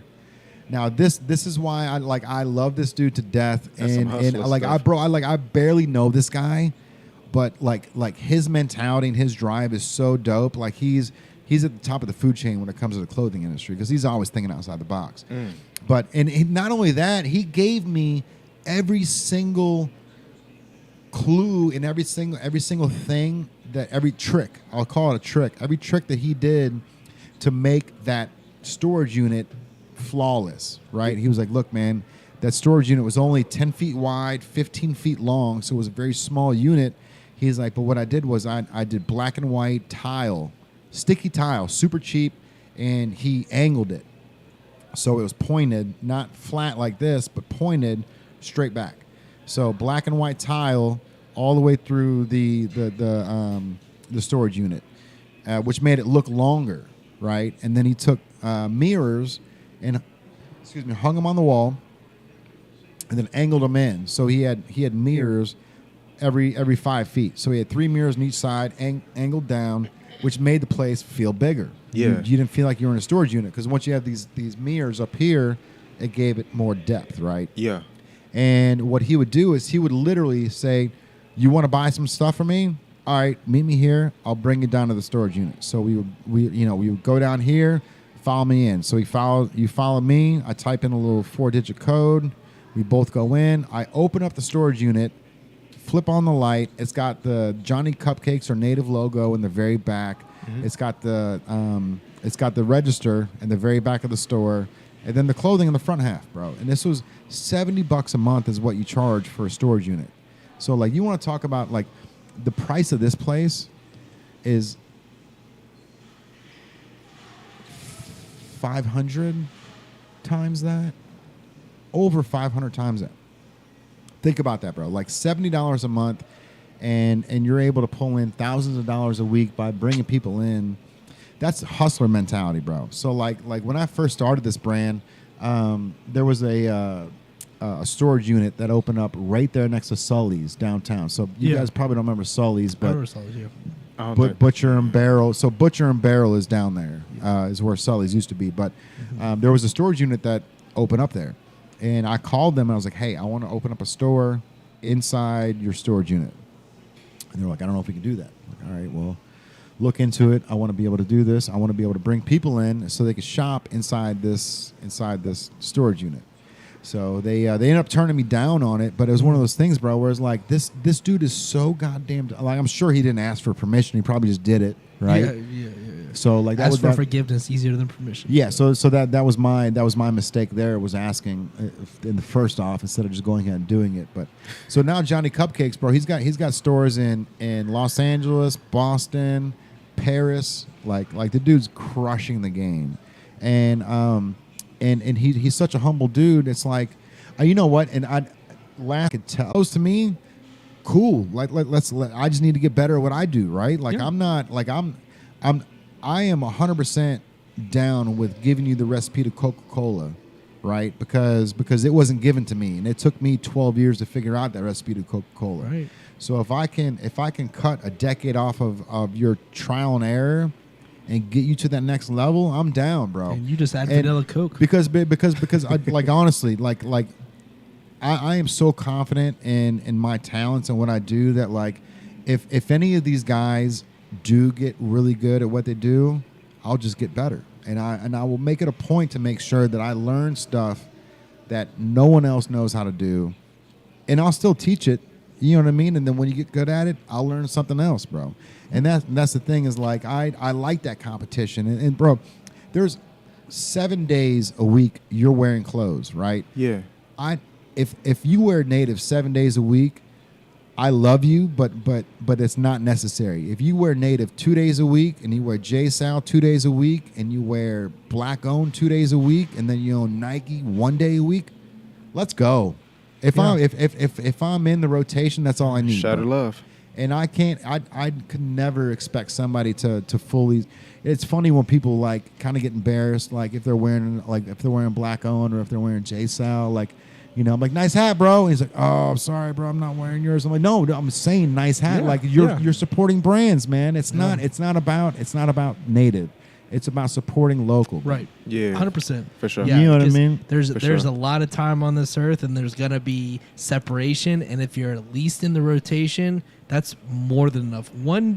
There's 7 days a week. If 1 day a week you're rocking the brand, that's a good percentage, man. That's better than 10%. You know what I mean? So like you're talking, there's so many options. This world is filled with so much stuff, and for better or worse, it's a good thing. You know, we have Amazon, we have every store imaginable. You've got major brands. You've got Target, who has tons of brands, Walmart, and if someone's choosing to wear your brand one of those 7 days and they keep it in rotation because they love that shirt, dude, there's no complaints. You're just like, thank you for what you do, and you're about to be like hooked up, or we're gonna put you on the website, and because everything you wear is like a billboard. We've talked about that before. Your hat's a billboard on your head, Yeah. and like we recognize that's valuable real estate. That's, you know what I mean? Like someone gets up and they put that hat on their head, they match their outfit, they match their outfit of the day, you know what I mean? And they post it on their story, or they post it on their Facebook page. That's important, man. Like that's everything. But yeah, like you said, like if you choose Nike, you choose J-Sal, you choose black owned, you choose native, you choose homage, you choose Cincy shirts, you choose whatever locally. That's just shout out to you, man. It's a win-win, Yeah, bro. shout out to you for putting the time into checking these brands out, because you don't have to. It's an easy trip to Target. I got you. It's an easy trip to Target, man. It's an easy trip to buying something that is maybe a national brand, but the fact that you're putting local inside your normal wear, man, you should get all the credit because. Here's an idea, bro. Target. They're a lot doper than people realize. Oh, they are. So if you go to Target.com, they've got a whole nother array of clothing brands that aren't in the store. So, and that's something that I've always loved to see, is that like there's a potential that there's a chance that native could get into Target, right? And the way that is going online first to Target.com, getting our stuff on there. If it does real well, then they'll implement it in the stores. But that's one of those things where you can actually see on Target.com that they've got way more stuff on Target's website than they do in the stores. But that's smart on their part, like I said. So they can do trial and error. They said, hey, we like what you're doing. We'll give you a shot online, and if it does well, then we'll possibly drop you in the store. Which obviously, if you go in the store, that's creme de la creme. Like you've definitely made it. Yeah. But that was one of those things, bro. Like I've always, if Walmart goes, hey, like native, we love what you're doing, and we want to carry your line, I would probably do it. Honestly, not to diminish native, but we've got so many other bullets in this chamber. Yeah. That if I would just make it a Walmart exclusive, bro. If Walmart certain design, yeah. Here's a prime example, dude. A prime example. Starter is making more money with Walmart than they did in the 90s on their own brand, with that hype that they had in the 90s. All those zip up jackets they had in the 90s, bro. Yeah. They had DJ Jazzy Jeff as a spokesman. They had Rodney Dangerfield as a spokesman. Like they were bro, you want to talk about thinking outside the box? Like they had some amazing talent on there. Yeah. But they're making more money now with Walmart than they ever did as their own brand.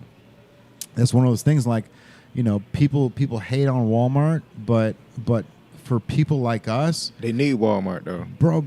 I love Walmart, man. Walmart's a necessity. Hey, come on, man. They've made themselves. You need Walmart, just like they you made need themselves Kroger's. Yup. They need 100%. Walmart has to be there because there's a large percentage of people that need it for whatever reason. Whether it's just getting their Gorilla Glue tape, getting their stuff, their paint a PS5, like dog food, and any- coffee. Yep. There'd be some random. I buy dog food only there. You can literally buy the most random Yeah. shit. The there. random I have to shit. buy 50-pound bags because I have 3 pups, and I have to go to Walmart because they have the proper food that I need at that level of a 50-pound bag. It doesn't happen at Target. It doesn't happen at Kroger for me locally, but You should Walmart try has it. Sam's.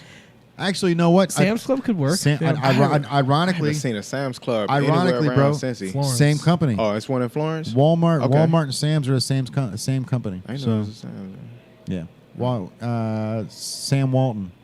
Mm. That's the owner. Is it Costco? Is Costco? Costco's competitor. Oh, really? Competitor. Yeah, but Oh, yeah. but Sam Walton is the owner of Sam's Okay. and Walmart. I always call it All Wally right. Martis. Wally Martis. I always joke around and say that Wally Martis is the guy that owns it, but his name is Sam Walton. Which, by the way, dude, I was thinking the other day, man. Like, how do you get to that point where you're just heir to a fucking like think about that. Like, there's a group of families that said, I'm gonna make a product that's gonna last forever, right? Forever. And 100 years from now, they're gonna be buying my milk. 100 years from now, they're gonna be buying my eggs, yeah. right? Or even going further than that, 100 years from now, they're gonna be shopping at my grocery store. You know what I mean? Like, and to think outside the box like that, where you're talking longevity, where you want to change your family tree, bro. Like, that's the type of mentality I'm on. You're changing I want family. So how do you change a family tree? How do you change a family tree? You got to change the direction of where you're going, right? You got to pivot, Yeah. and you have to figure out longevity. You got to find something that's good for everybody, not you. Not you. And so there was a moment, bro, like Kurt, you'll like this, bro, because I was at I had a pop-up shop in Rookwood. It was I was basically in the back of a furniture store. Me and this company called Slim Furniture. Shout out to Slim. Those guys are incredible, man. They were able to lock down this store in Rookwood, and they loved what we were doing on the marketing side. And so he basically said, "Hey, like, how is Jay doing this marketing to get this many people involved?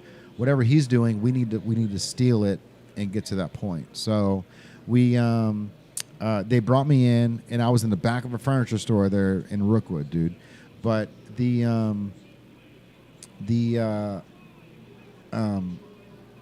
where was I going with this, bro? Furniture store. Because you're talking about the story about feeding you. Yeah, thank you. See, that's why I love this guy. I had a meeting with one of the guys from Procter and Gamble, right? And so we just got picked up by Procter and Gamble. So I'm becoming an entrepreneur. So I was on a high streak, right? Like, I thought I was just like, my shit didn't stink. And so I was meeting with this investor from Procter and Gamble, and we sat down. And at the end of the conversation, he goes, "This is a good job for Jay and his family, but it's not going to put food on other people's tables." And I wanted to strangle the guy when he told me, bro. Like, when he said that, I was like, man, like, what are you talking about, dude? Like, I've been picked up by this. I've done this. Now I'm here. But the guy was 100% right, dude. So when he told me, like, this is a good job for Jay and his family, but it's not gonna help pay Andrew's bills, right? I was like, I've got to figure this out. I've got to pivot. I've got to figure out how to get it to the point where I can pay Andrew's bills. He wasn't a part of the equation back then, but how do I get to that point where it's not a family business? So I had my blinders on, and I thought I was doing everything that I needed to do to get to the next point. Yeah. But after that conversation, he really opened my eyes, bro. And it was one of those things where, like, it was tough love that you needed to hear, right? Like, you're really good at basketball, bro, but you're not the best. Yeah. And so you can either you can say, "Fuck you, I am the best," or you can say, "You know what? Listen, and then get better." Yeah. So I Westbrook. So I listened, and I got better. So That was the point where I started doing other area codes. Because Okay. I had my blinders on. I was like, boom, Cincinnati, 513-859. 513-859, let's do it. Let's go. Yeah. You know, and that's when he was like, it's good for you and your wife and your kids, but, you know, it's not going to pay anybody else's bills. So how do you pay everybody else's bills, right? So we expanded and we figured out how to get to 138 cities and growing, bro. So we're in, I think we're in 142 cities and growing now. But that store in Rookwood, I was in 2 cities. That was it. 2 cities. Now we're in 142. And this is one of those moments, man, where you had to be smarter and you had to instead of getting mad at somebody telling you the truth, I got better, right? And that was a moment, that was a learning experience, dude. Because of course, like I was on a high horse and I wanted everybody to to just be like, dude, you're killing it. Yeah. Just keep doing what you're doing. You're killing it. And this guy was like, no, bro, like you're doing good. Like, but this isn't gonna. There's no longevity in this. You know what I mean? So that's when I was like, oh, bro, okay. So that really just put a fire under my ass, and it opened my eyes to like, okay, like let's get better. Let's get better. Let's figure out how to put food on the table. Hell yeah. And that's one of the moments that I've noticed here, which is like, you know, we've got me, Andrew, and Tyrell that are like the glue to Native, right? Yep. But this table that we're sitting at, it's got 8 chairs right now, right? And it's just me, Tyrell, and Andrew sitting here, and there's 5 other chairs, and we've got people like you and Brad that are coming in. They're sitting down, you know, they're grabbing some food, they're having a drink, they're getting up and they're walking around and they're having a good time talking to everybody else in the background. But we're trying to fill these 8 seats, right? And like when these 8 seats, when you find the spot, when you find your chair, you're gonna know it. You know, I'm not gonna tell you, bro, sit here and do this. Yeah. You know what I mean? If you find a spot at our table and you can eat, like there's gonna be a lot of food on the table for everybody. And that was one of those things where we just got to get to the point where we can implement our own ideas into this, right? Like, because I could never expect Andrew to believe in my dream as much as I do until it becomes his dream, until it becomes the point where he sees the value in it and goes, hey man, you're slacking on this, you're not good at this, I'm good at that. I can do this, that will bring this brand to this level. That's his chair, that's his seat. Yeah, that's what we're looking for, bro. There's 5 chairs left on this table right now, and we're looking for people just like you, just like Brad, you know, just like Brian from I'm just hanging out, and every single time. Like y'all inspire me. I love shit like that. Thank you, dude. You know what I'm saying? You know, we're at the point now where we just can't stop. You know, it's like every day, progression every day. We in that pool and we're swimming, bro. We're not going anywhere. Like we're really here. And that the beauty of it is I feel, we both feel, we're just getting started. Even though we've made moves since like I've been involved, like we're approaching 3 years, and like it's just we're still just getting started because the ideas just flow. You know what I mean? Like we're working on podcasts, working on we're trying to implement this bake shop. There's so many avenues that we're trying to hit hard that like we're just getting started. And with that being said, like you said, the table's open, the chairs are pulled out. You just got to sit in it and time to ride along, because like everyone has strengths and everyone has weaknesses. But everybody a team. Exactly. The goal is to get your strengths to build on someone else's weaknesses. Because no one's perfect, right? You know, I mean, we know that. We know that as humans. Like, we've had plenty of conversations on athletics or anything. Someone has a strength, you know what I mean? Someone is like a Russell Westbrook, where he's going to run right through the rim. But he also needs shooters around him to toss the ball out to make the basket. When that defense collapses on him, he got to kick it out. He got to have somebody to kick it out, too. When that collapse happens, he's got to make that move. It's a full life, full circle thing. And we are trying to do a very like deep, complex thing here, trying to implement many different routes within one location and hopefully multiple locations in the future. So like podcasting, releasing new drops, we're trying to like implement a solid street team, trying to do different things that have some depth to them. You know what I mean? Yeah, and sure. It takes a team.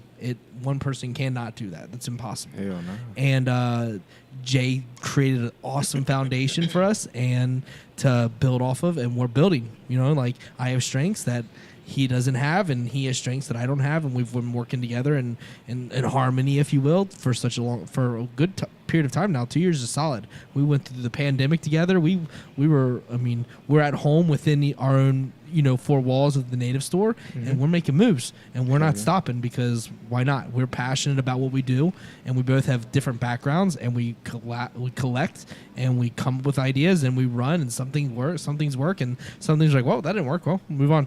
And it's just like that. You forget it, and you're like, all right, we're hitting the next lane. You know what I mean? There's many different lanes, and people like you and Brad are like, they're so. I don't even want to say important. I want to say pivotal. It's pivotal that you have like people that, because like you're living your own life, right? You're doing it every day, and you are past a line, and before you know, like, wow, this guy's got something that I didn't even realize I needed. I didn't even know I needed it. I said it the last two times you were here. I said, yo, bro, like he's doing like little things. Like you took the picture of Nate's hot sauce for us, right? Yeah. And that was the thing. You're like, yo, can I see that real quick? And you grabbed his hot sauce and you set it up next to the hats. You took a picture and then you posted it and then tagged Native. Like little things like that go so much further, bro. And that's what we need on deck is that outside perspective. You said, yo, they forgot to do this. I'm not gonna tap on Jay's shoulder and go, hey, bro, do this. You went ahead and did it yourself. You're finding your seat at the table without even realizing you're finding your seat at the table. That's why you're here today, bro. Is because what you've been doing the past 3 weeks here on the back side of the camera that no one's even seeing, right? Yep. So like that's how much we appreciate you. Is like every single night we left, I've texted him and we can pull the text up, and I say, yo, we need to find a spot for Kurt, bro. Like that's love, man. Like no, bro, and I appreciate you, man, because you don't need to be doing this, right? Like you, I enjoy doing this, bro. That's the thing is like we need to find something that we're passionate in, and then double down on it, because there's going to be a point where we're all going to be able to make money and we're all going to be able to eat off of it, right? And that's the thing here is like we're trying to create a complex, if you may, or a vice land, something where we can just keep uploading content to our social platforms, and it doesn't have to be clothing based. It could be music based, or it could be sports based. And you're a big basketball. We player. might be doing this podcast here soon, dude. I'm about to pick up the sports podcast up, and you might be a regular on that now. Like we were talking about that too. Like that's a whole dynamic, because we took a little break because we had some things going on. I went on vacation, whatever. But like that sports podcast is pivotal to the store, because we have area codes, and that comes sports all day. Because I'm trying to get DeMar on there too, man. Yeah. I think DeMar needs to be 100%. I'd love to get pop in for sure, but weekly on a regular basis, dude, you find your place just like that. And like it is a testament to what you're doing on your everyday, because you're prepared for it. People don't like we talked about. Jay's not necessarily like knows the sports thing, but like there's a depth to it, and he has a lot on his plate, so you can't look at the depth on it. Bro, unless we're talking 1993 Chicago Bulls, I don't know nothing. Right. But I it's like just what I look into. I can't help it, but I just want to know what's happening in the sports world. I've been looking at it. Like I love doing it, just because I was like in my head when I was a little kid, like Dad's like sports, and I ended up wrestling, which isn't even on national TV. But man, like it's a sport. It is a sport. It's intense, man. There's a lot to that. But like I just know sports because it's just ingrained in me. But I want to talk about it, and our platform allows that.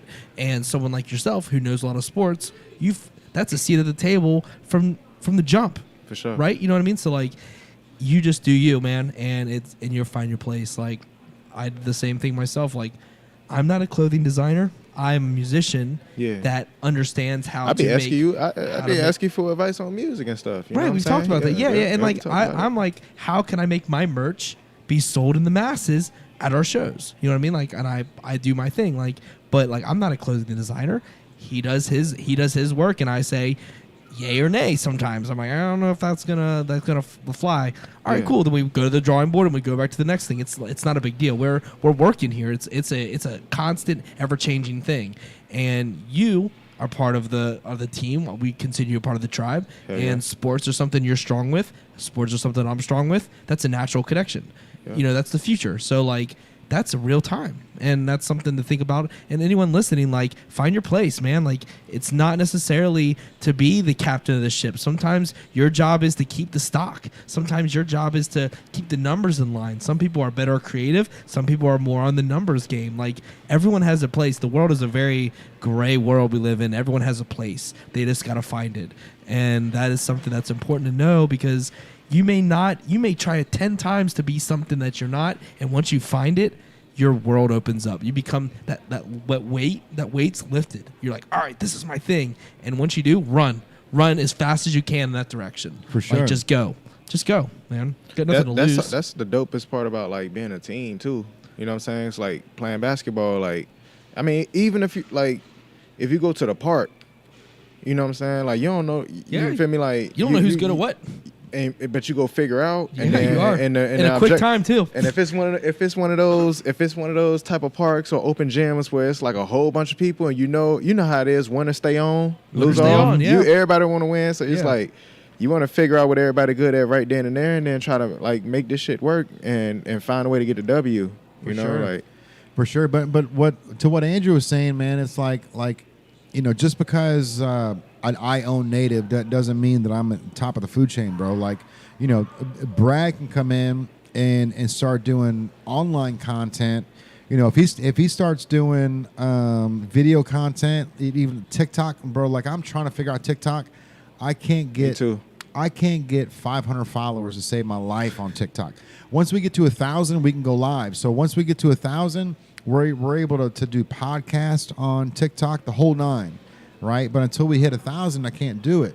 But for somebody like Brad, you know, like even though it's like the Native brand is mine, and like Yeah, there he is. we've got 400 shirts on the racks, and the logos are fire, right? Like, Yeah. and I'm coming up with new logos every single day, bro. Like, every single day we're coming up with a new design that we're printing. It doesn't mean shit unless people see it, right? So for somebody like Brad, who he might not have the design etiquette or know the streetwear style, right? But if he knows how to connect Native to TikTok, he's going to be so valuable in the long run that he's going to have his own lane that's gonna become the point where I can't let him go, right? Like Andrew's already made himself indispensable, right? So I can't fire him anymore. If I fire him, there's like the ship is gonna sink, right? Because he's gotten to the point where I need him. He's valuable. He's a part of the team. We're co-owners, right, at this point. Yep. So for somebody like Brad, just got in, and you know, we're trying to find our seat at the table. You know, his seat at the table might be super valuable if he knows how to implement the bridge from streetwear to social media, because that's the one thing that we're missing right now. It's a password. You know what it is, right?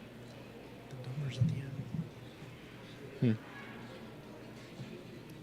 That's 112 at the end. Exclamation point.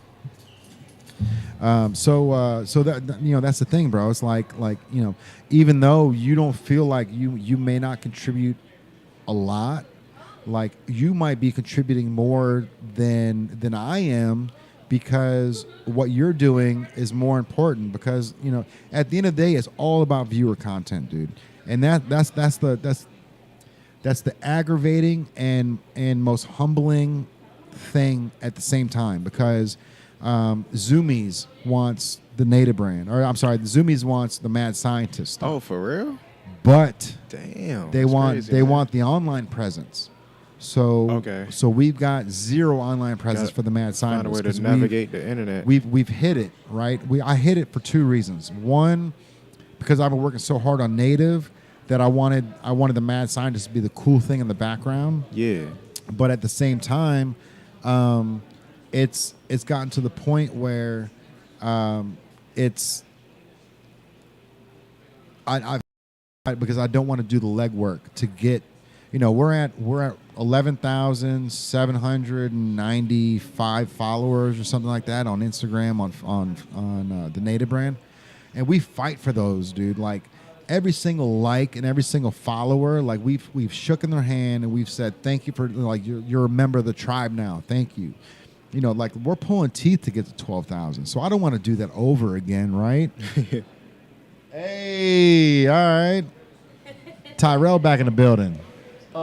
What Tyrell at? I see him out there wearing the Hey, what's up?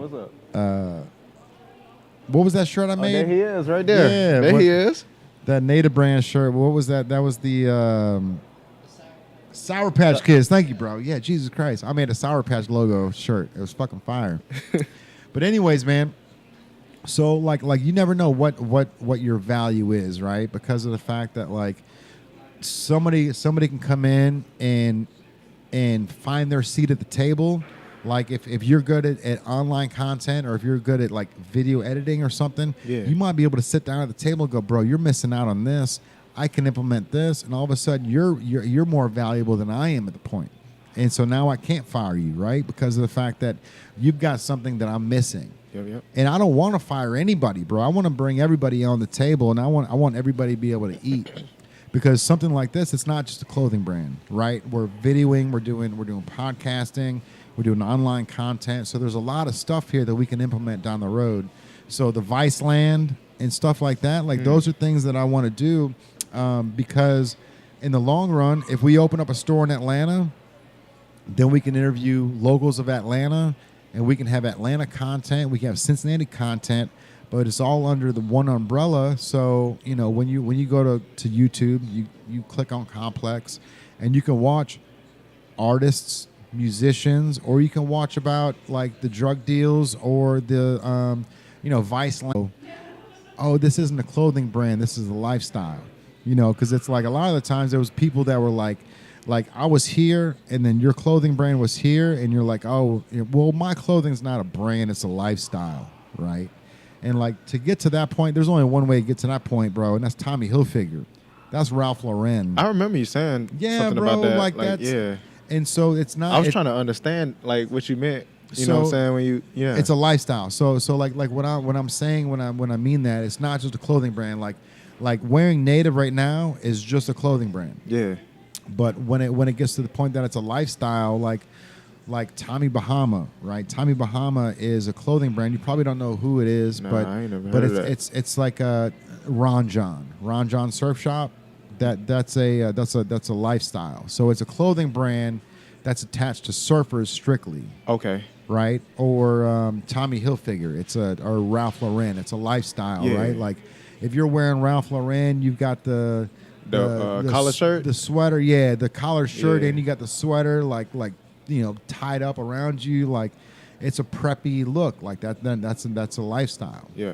But it's hard to get to that point because everybody wants to create a lifestyle, but you've got to understand that it's just a clothing line that people wearing one day a week. So how do you got to change people's mentalities to get to the point that it's a lifestyle. You know what I'm saying? So like. When you put on that Native shirt, you want to go surfing. Okay. Like that's the type of mentality. That's how you change it from a personality to a lifestyle. I see what you're saying now. Okay. Like I wear this because I'm a surfer. I wear this because I'm a skater, right? Like I wear this because I'm a punk rock kid. Like there's So is it like the same as saying like when you throw on Nike, it's because you're an athlete?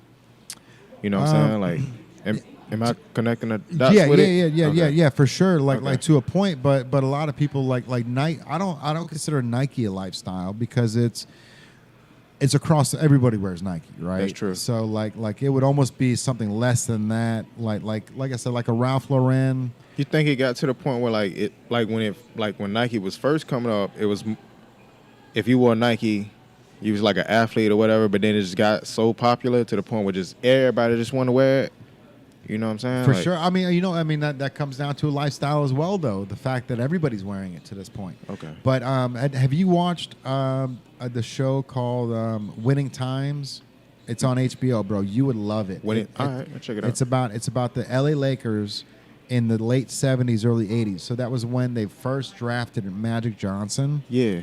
And they got a brand new owner in, and this owner was like, he was he cheated on his wife, got divorced, slept with a ton of chicks. Like he was a slut basically. Like he was just a millionaire fucking whore. Yeah. And so, but his thing was how do we make the LA Lakers the best team in the league, right? And so he started thinking outside the box, and his daughter was the one that started thinking outside the box. It was like let's instead of the Lakers girls, instead of it being like the Rocketeers, like the girls that just are all doing that sequence, leg up and all that bullshit. Yeah. Let's make them look like strippers. Let's make them dance like strippers, right? Let's make it sexy. It's like that dude created an entire lifestyle from the Lakers, bro. But like that HBO show is so fire because like they got to a point where the Lakers, they almost they weren't a popular team by any means, and they were trying to get to the next level, and they were out of money. They didn't know what to do. Yeah. But his daughter was like, hey, like my dad likes sex. Yeah. And so he had this book of like all these like Polaroids of girls with bras or no bras or like all this stuff. She's like, this is what we like. The Laker girls need to be this For the entertainment side For the of entertainment side, the entertainment. bro. Yeah. But it was you so know what I'm saying, dope, man. entertainment side of things. Seeing how he was like, okay, we've got this regular basketball team. How are we going to turn this basketball team into something bigger than what it is? And so like the winning times, bro, like they're just in there and they take a normal basketball team. Okay, so up until this dude took over, it was like a high school gymnasium. Where like the chairs were the stands were just in the stands. There's no floor seats. You know what I mean? Like if you were on this side of the wall, you played. If you were on the back side of the wall, then you were sitting. What up, dog? You want to sit down? You want to get involved? Hey man, come on, man. How long? Go ahead and slide in here real quick, man. I gotta head out. Oh man. Shoot out. Oh shit. But the winning times, bro. So like he was at the point where he was saying, all right, let's get a whole front row, right? So let's get floor seats, just one row. Let's hire all the celebrities, or not hire, but let's give tickets to celebrities to come to the games for free.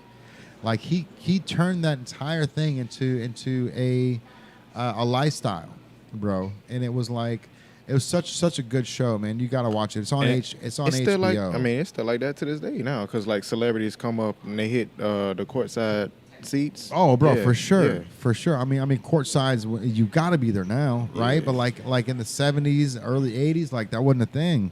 Like NBA wasn't nearly as popular as it was, but he was trying to get to the point where he was trying to make it more than what it was, bro. So it was doing right. It's a dope ass show, man. Winning Times on HBO. It's Winning got Times. John C. Reilly as the owner of the Lakers. Okay. It's fine. Something you need to watch. Okay. For sure. That's the one Jerry West is bad about.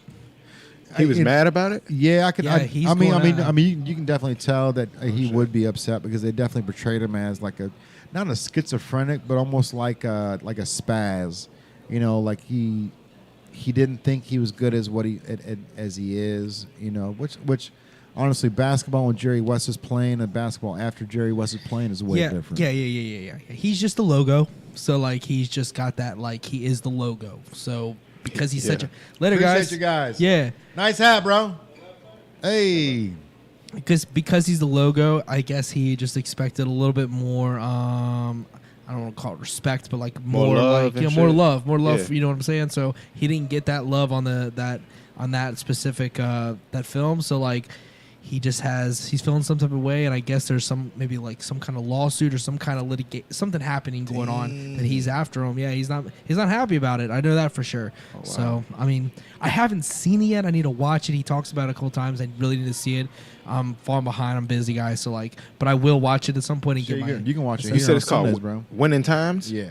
Okay. Yeah, Check it out. I'll watch it on HBO, Sunday. That's cool. for Yeah, sure. For sure. It's just, but Jerry West is definitely upset. There's been a bunch of headlines about him not too happy with how they portrayed him. You know what I mean? Because Yeah. like you're in the limelight at that point. If someone's portraying you a certain way and you don't feel it's accurate or whatever Yeah. based on your experience, I can see it. I mean, I get it. I mean, bro, Yeah, for but sure. but at the same time, Yeah.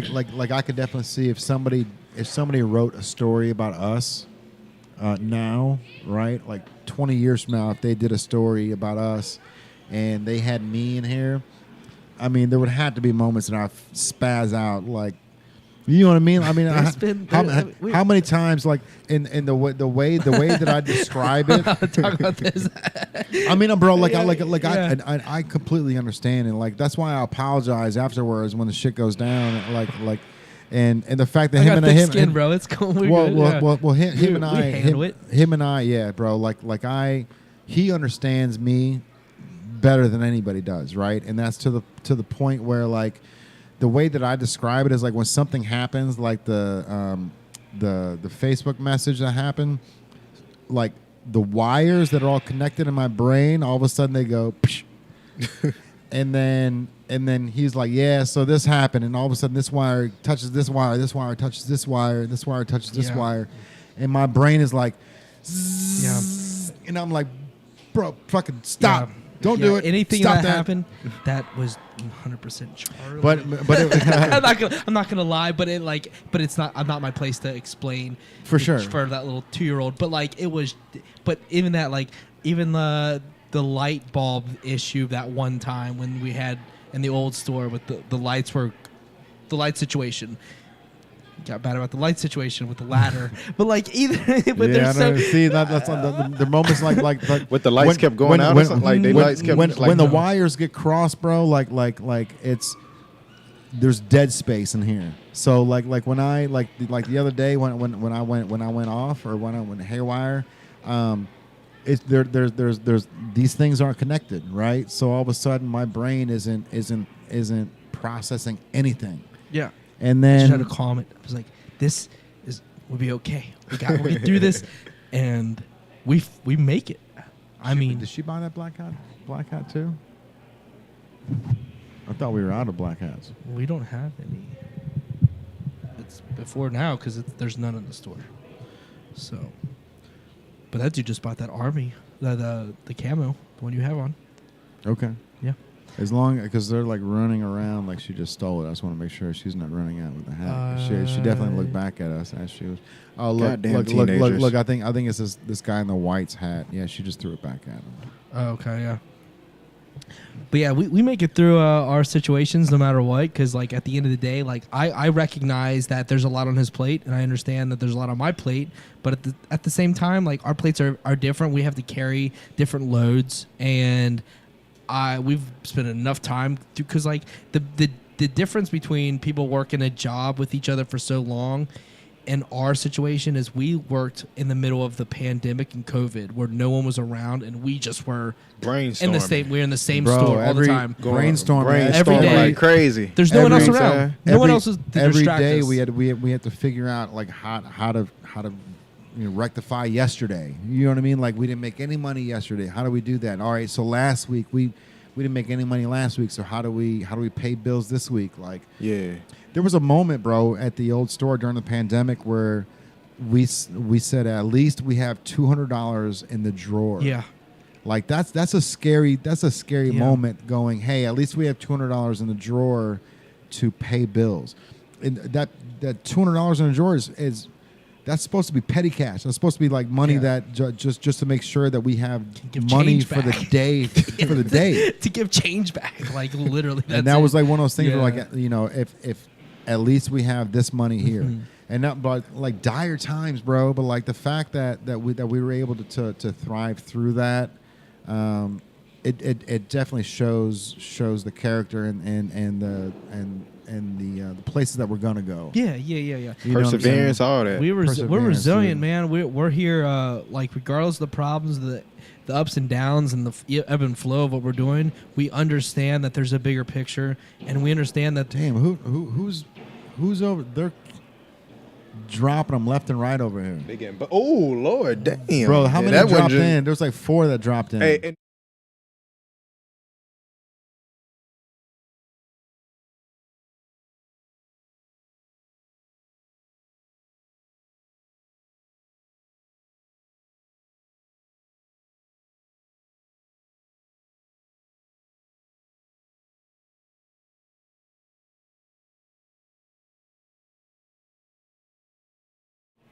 Oh, I'm watching.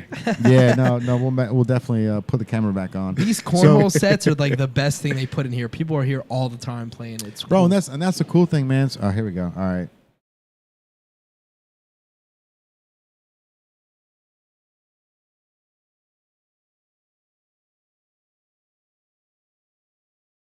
Ping pong hard. Bro, It's a the hard game fact to that they're play. here every day playing is just.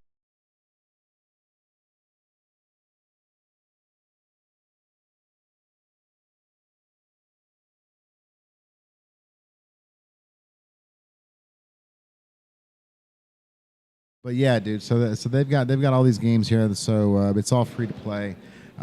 Velocity's got a bunch of shit in there too. They got the That's the cool, esports. Yeah, right? dude. Velocity Esports. We're gonna get them on the podcast this month. Well, Okay. next month. Today's the 31st. So June. We're into Is it June tomorrow? about It's here in literally about 3 hours. We're in June. It's crazy, bro. Man. So before Years flown by. we get out of here, man, I wanted to end the podcast at 9. We've been talking religiously about ending the podcast at 9 because of the fact that we need to hold our guests responsible, and we're ruining it ourselves. Yeah. None of the guests are here. It's just us, and we're disobeying our own rules by going past 9 p.m. So whatever. But I do want to talk about the Johnny Depp trial, bro, because I've got to talk about it before we get out of here, because I'm sure next Tuesday, the chances are the verdict is going to be out, and everything's going to be said and done. Yeah. Have you watched it at all? I have watched it. I've watched a little Kurt, bit have of you it. watched it at all? Do you know what's going on? I've seen bits and pieces. Yeah. Be rad. Be rad. Have you? All right. So yeah. so there He's you on go. TikTok. Yeah, he's our dude. I'm Yeah. rocking with So- Johnny. Bro, you know what, Rocking man? with Johnny. Yeah. I'm rocking with Johnny. Everyone's rocking with Johnny. And you know, I know it's ladies listening. You know, Bro, ladies are 100% rocking with Johnny. Oh, for real? There's not one lady that's rocking with Amber. I can promise you, bro. man. Hey, I can promise you. So I'm gonna put her in the same boat with Shadow. Yeah. Yeah. Yeah. She said some questionable stuff. bro, I mean, the thing is, man. So you've got you guys are Yeah. you guys are both recording each other without each other's knowledge, which is like It's toxic off the rip. toxins off the rip, bro. Like Yeah, that is such a wrong move in the first place. You know what I'm saying? If you got to get to that that point, it's Let's call it quits. it should be already. You feel me? for sure. But bro. like they got married, or you know what I'm saying? Like Yeah, like that's after the reason why all this going on. they got Yeah, married they got within a married. year, like 11 months into it or something. Yeah, and if they was just boyfriend or girlfriend, he- Johnny would have been dipped. He wanted Know a what I'm saying? prenup, and she wanted. That was the first time apparently they got in a fight. Was he wanted a prenup, she didn't want a prenup, so she beat the shit out of him because he didn't. Damn. Yeah, bro, like that. That's just how it started the whole relationship, man. So like it got yeah, and so it just went haywire from there. But I've actually I saw a video of Spencer Pratt. You know who Spencer Pratt is? No, I don't. So this is for the '90s babies, man. That was what was that show? Laguna Hills. Laguna Beach, yeah. Laguna Beach, no, In the Hills was another show. in the hills. Laguna Beach, and then the Hills followed. Okay, so Yeah. Spencer was I know that. was both of them. Oh, that's Spencer. Yes. So okay, so sorry. Yeah, okay. Spencer Yes. and I know where you're at. I'm there. and Bruce Jenner's son. What's his name? Jenner. Brady Jenner. Brody Jenner. Brody. So Brody. Brody, check this yeah. out. So Brody Celebrities that came out of nowhere.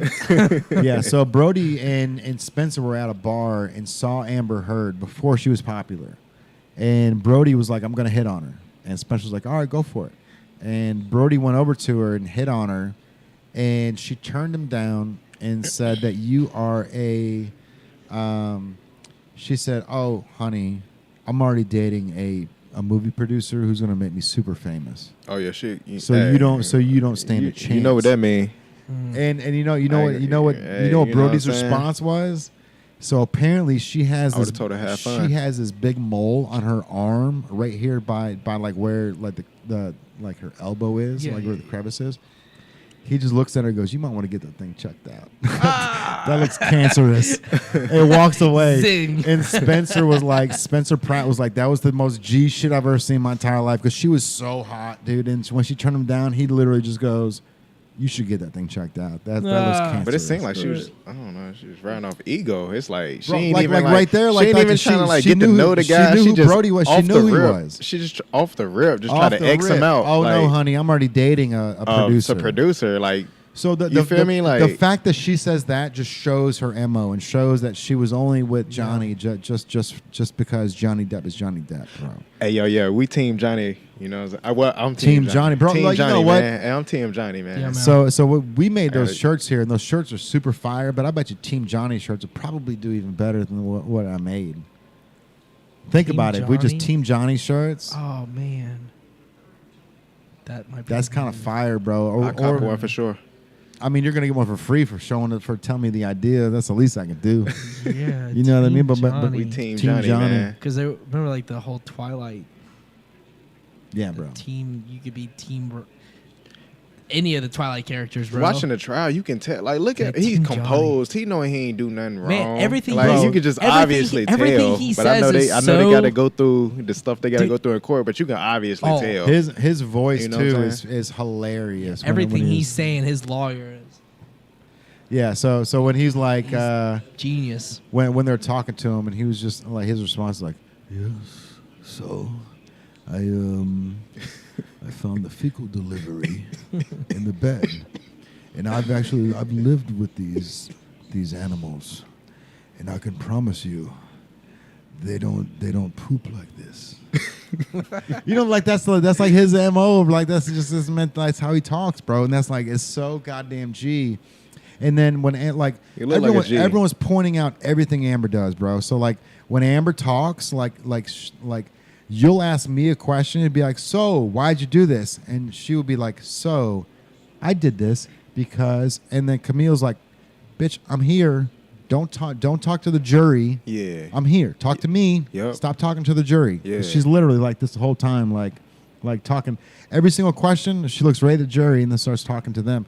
And it's like, honestly, it's super crazy the fact that like everybody picks out every single thing that somebody does. That's the internet and all Bro, that. but it's true though. Like when you know they'll show that like how she like turns on and off her acting. How she's like, you know, like you said, What we was talking about when he was leaving. He was leaving. Yeah, when And then they she went like- off for a lunch break. Yep. And she saw Johnny walking close to her, and she's acted like she was all like, Man, he wouldn't even stunt. Man, he was trying to get up out of I there. thought he was wouldn't gonna hit he me wouldn't in even front of stun the her. He was judge. just trying to get up out of there and go Yeah. about his business. He wouldn't even stun her. and he And she and did all that extra. He just smiled, nodded his head, like, all right. That's one thing about the internet. Because, like, all right, let's say if this happened in the 90s, you probably, you know what I'm saying? Like, now, everybody got phones. Everyone got phones. So it's like, you might And hear everyone's it. analyzing everything. Exactly. And everyone's got their opinion right now. But when you see it on the camera, everybody know. Mm-hmm. Man, For Team sure. Johnny. At Team Johnny, Team Johnny, she's man. lied so many times. At this point, you're like, all right, so what is the truth? You know what I mean? So you're saying this and that and this. All right, bro. So what's the realness? Hey, the realness, Team Johnny. Team Johnny. All right. That sounds about right. Team I'm gonna- Johnny, man. I'm That's gonna the realness. I'm gonna make that shirt, and I might even make it look like a political shirt. Maybe we do it dark blue with red and white, maybe an American flag on it. Yeah, bro. Give me a quick second. I'm gonna get that shirt so we can show it real quick. All right, yeah, go ahead and do snap. that. And we got 3 more minutes before we're about to cut the podcast off because I got to Sure. get going on this one. So with this whole Johnny Depp thing, man, you're Team Johnny, obviously, right? Yes, So have you sir. like Amber Heard? Were you a fan of her before the whole deal? I mean, Did you have you seen her in didn't other know, movies? I didn't know that much about her, but I analyze people. You know what I'm saying? Like, Yeah. And I can just tell. Like, I'm like, yo, some don't seem right. You And know, and it's know just what? like it's one of those feelings. You know, what I'm It saying? doesn't Like, take a rocket scientist to to understand figure it that, out, that there's yeah. some screws loose in that. I'm a shit, simple bro. guy. I stick to simplicity. I'm like, yo, this don't even seem right. Why they even here? Right. You know what I'm saying? I was like, I'm thinking that in my head. I'm like, why they even here right now? Yeah. But then they was married, and I know when you divorce, you got to go through the court system. My pops, I don't want to talk about his business like that, but Yeah. he been married. So my pops, Miss Michael, that's my stepmom. You feel me? Yeah. That's his third marriage. You got the first marriage. That's my blood mama. love her. You feel me? But you figure out stuff that's going on in your Yeah, family. the real, you know what I'm real, saying? yeah, So yeah. like, yeah. So I understood that. The second one, this was around the time I was playing college ball, so I wasn't around. But my sister was around. COVID. We was talking about COVID. And like we said, you got time to talk to your family members and stuff. Yeah. Oh, yeah. So I had enough time to talk to my sister, and she let me know what was going on in that second marriage and why I went left. Mm-hmm. And man, that shit kind of made me want to cry for real. You know what I'm saying? Like, Bro, you just want happiness for I your ain't even family, gonna talk bro. about it for real. But Yeah. yeah, I know how it is with marriage and all that. So, Bro, it's a tough business, man, and you gotta look at it as a business, bro. Like, I'm living my life, Kaylin's living her life, bro. And how do we make both of ours better without making it worse, right? Because, obviously, I want her to jump on our ship. I want her to get on board because she's so smart that she'll be able to implement some shit. Because like that's the last thing she wants is for me to give her $500 a week or $1,000 a week. and she sound independent.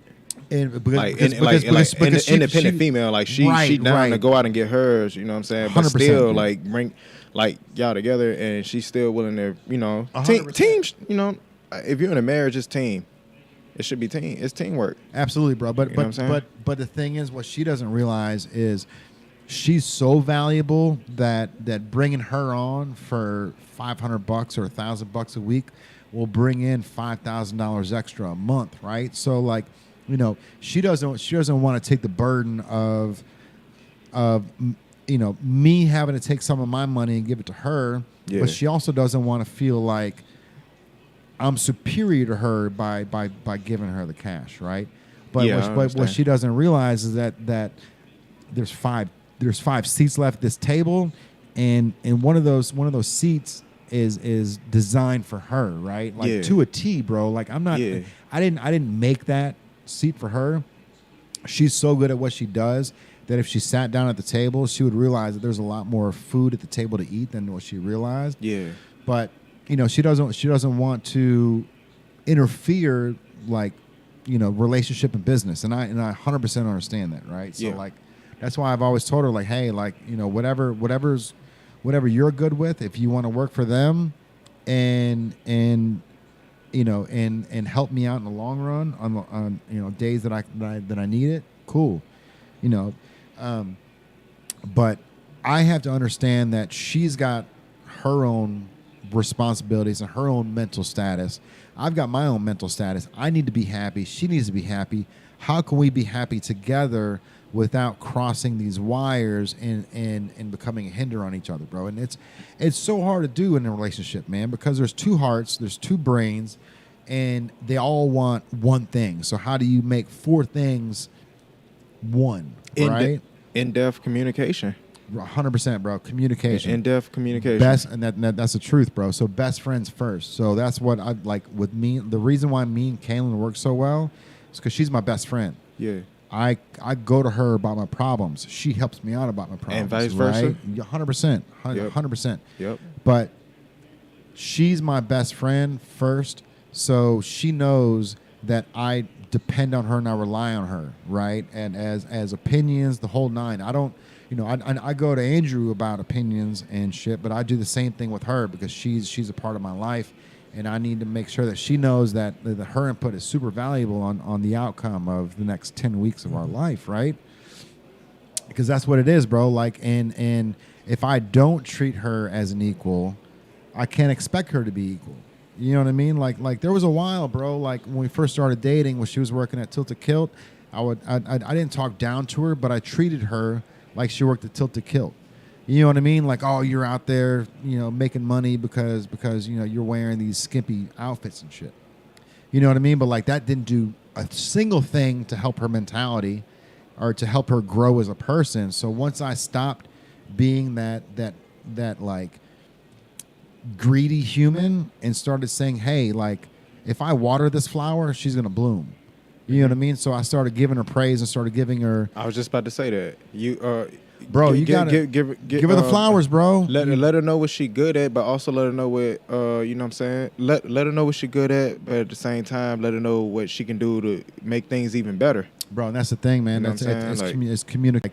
you liked me for some reason, right? And then we started dating, and then you started to like me a lot. Then you started to love me. Then you started, and then there's resentment in there, and all of a sudden, you may not want to be married to me anymore. But you got to remember, I'm so proud to call when it comes to, being a mom and being a wife and being a mother. You know what I mean? But bro, and it wasn't so I started watering that original Top Gun last night, bro. After I watched Top Gun 2. Top Gun 2 is better than Top Gun 1. What's Top? Okay. Bro, what's it? It sounds like an action. It sounds like an action movie or something. Don't shoot me. Fighter jets. Don't shoot me, bro. But Top Gun 2 was better than Top Gun 1. That's a legend moment. I remember hearing about it. I wasn't there, but I do.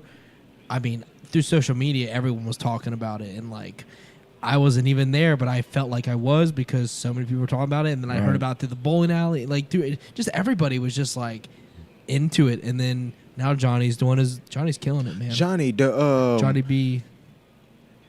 Johnny had the glasses. The DJ. No, he's the one that jumped off the roof into the swimming pool.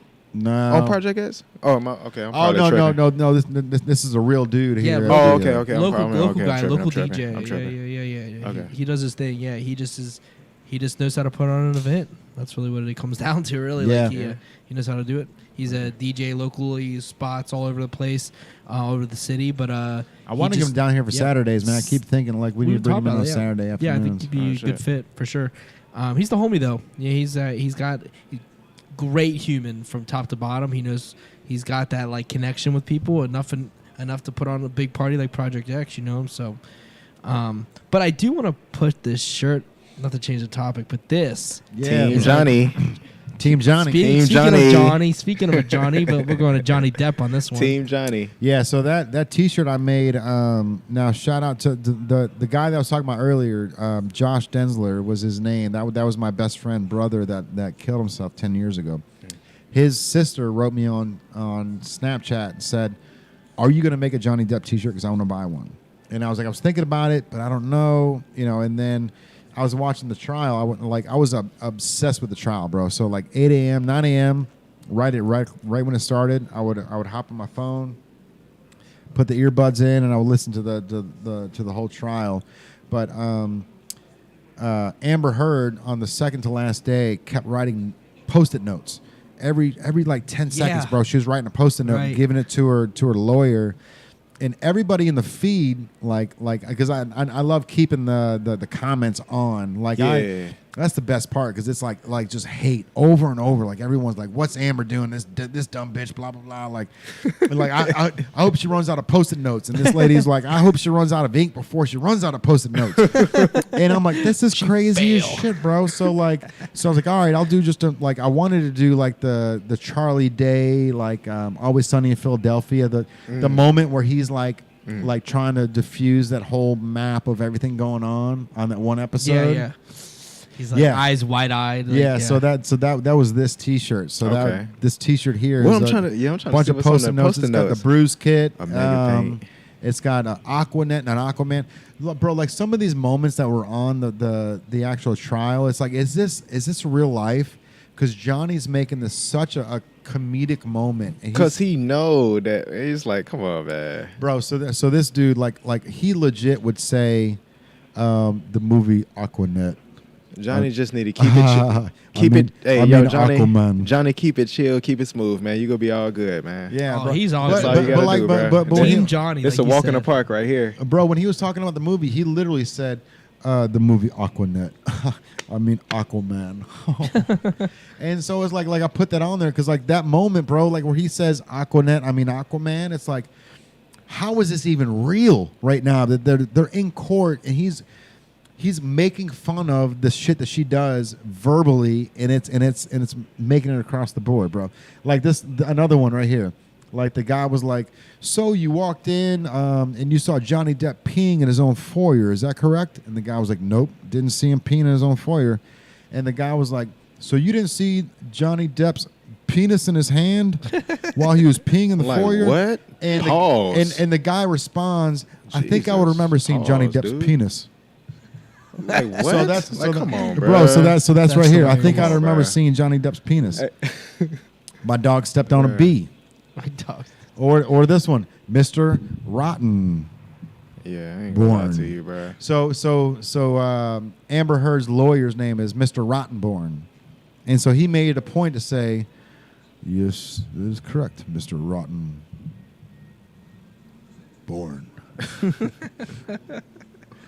Like that's just how Johnny is, bro. Yeah, like, dude. Because it's the irony off his neck. everybody's you know what I'm eating it saying? up, bro. Yeah. Everybody's eating it up. irony. Even the judge is like, this slick motherfucker.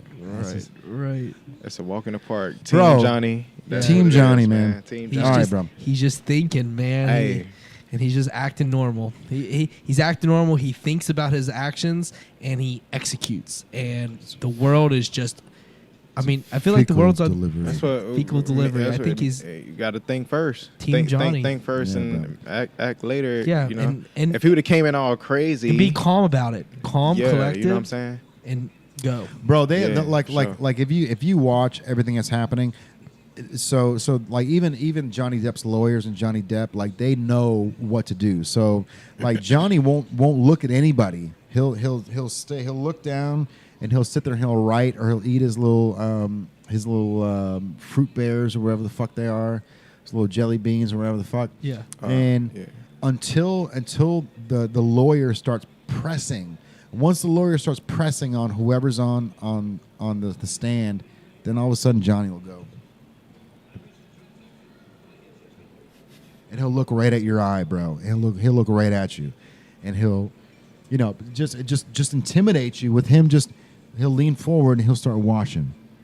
And that's the moment where like, all right, so like you can tell the fucking motor's on and they're in the drive, because for the first 20 minutes, Johnny's not even paying attention. So now it's like this guy's like, oh, this, and this, and all of a sudden Johnny's looking and the guy's like, so this, and Johnny's just staring at the people, bro. Like it is so like everything's rehearsed, bro. Like you can tell that like everything that Amber Heard even said about her lawyer to her lawyers, it was all rehearsed 3 days in advance, and like her like crying on demand. It's and like they're rehearsing, and either one don't know what each other's gonna say, so they're both rehearsed lines Right. before they even get to the verdict. Right. So it's like They gonna make it's wild. they gonna make a TV show about real this. life, Bro, reality. they They gonna real make a reality TV show about this, man. They Real need to make a reality. TV show. They go. E will be all over it. Someone's gonna cover. They ain't gonna this. put their names in it. They go like Oh, they're gonna put some their other names in it. Oh, they're gonna put names. They gonna put like other characters too in big it, of but it's gonna characters. be based on this. They're too big of people. They gotta put their names. How you gonna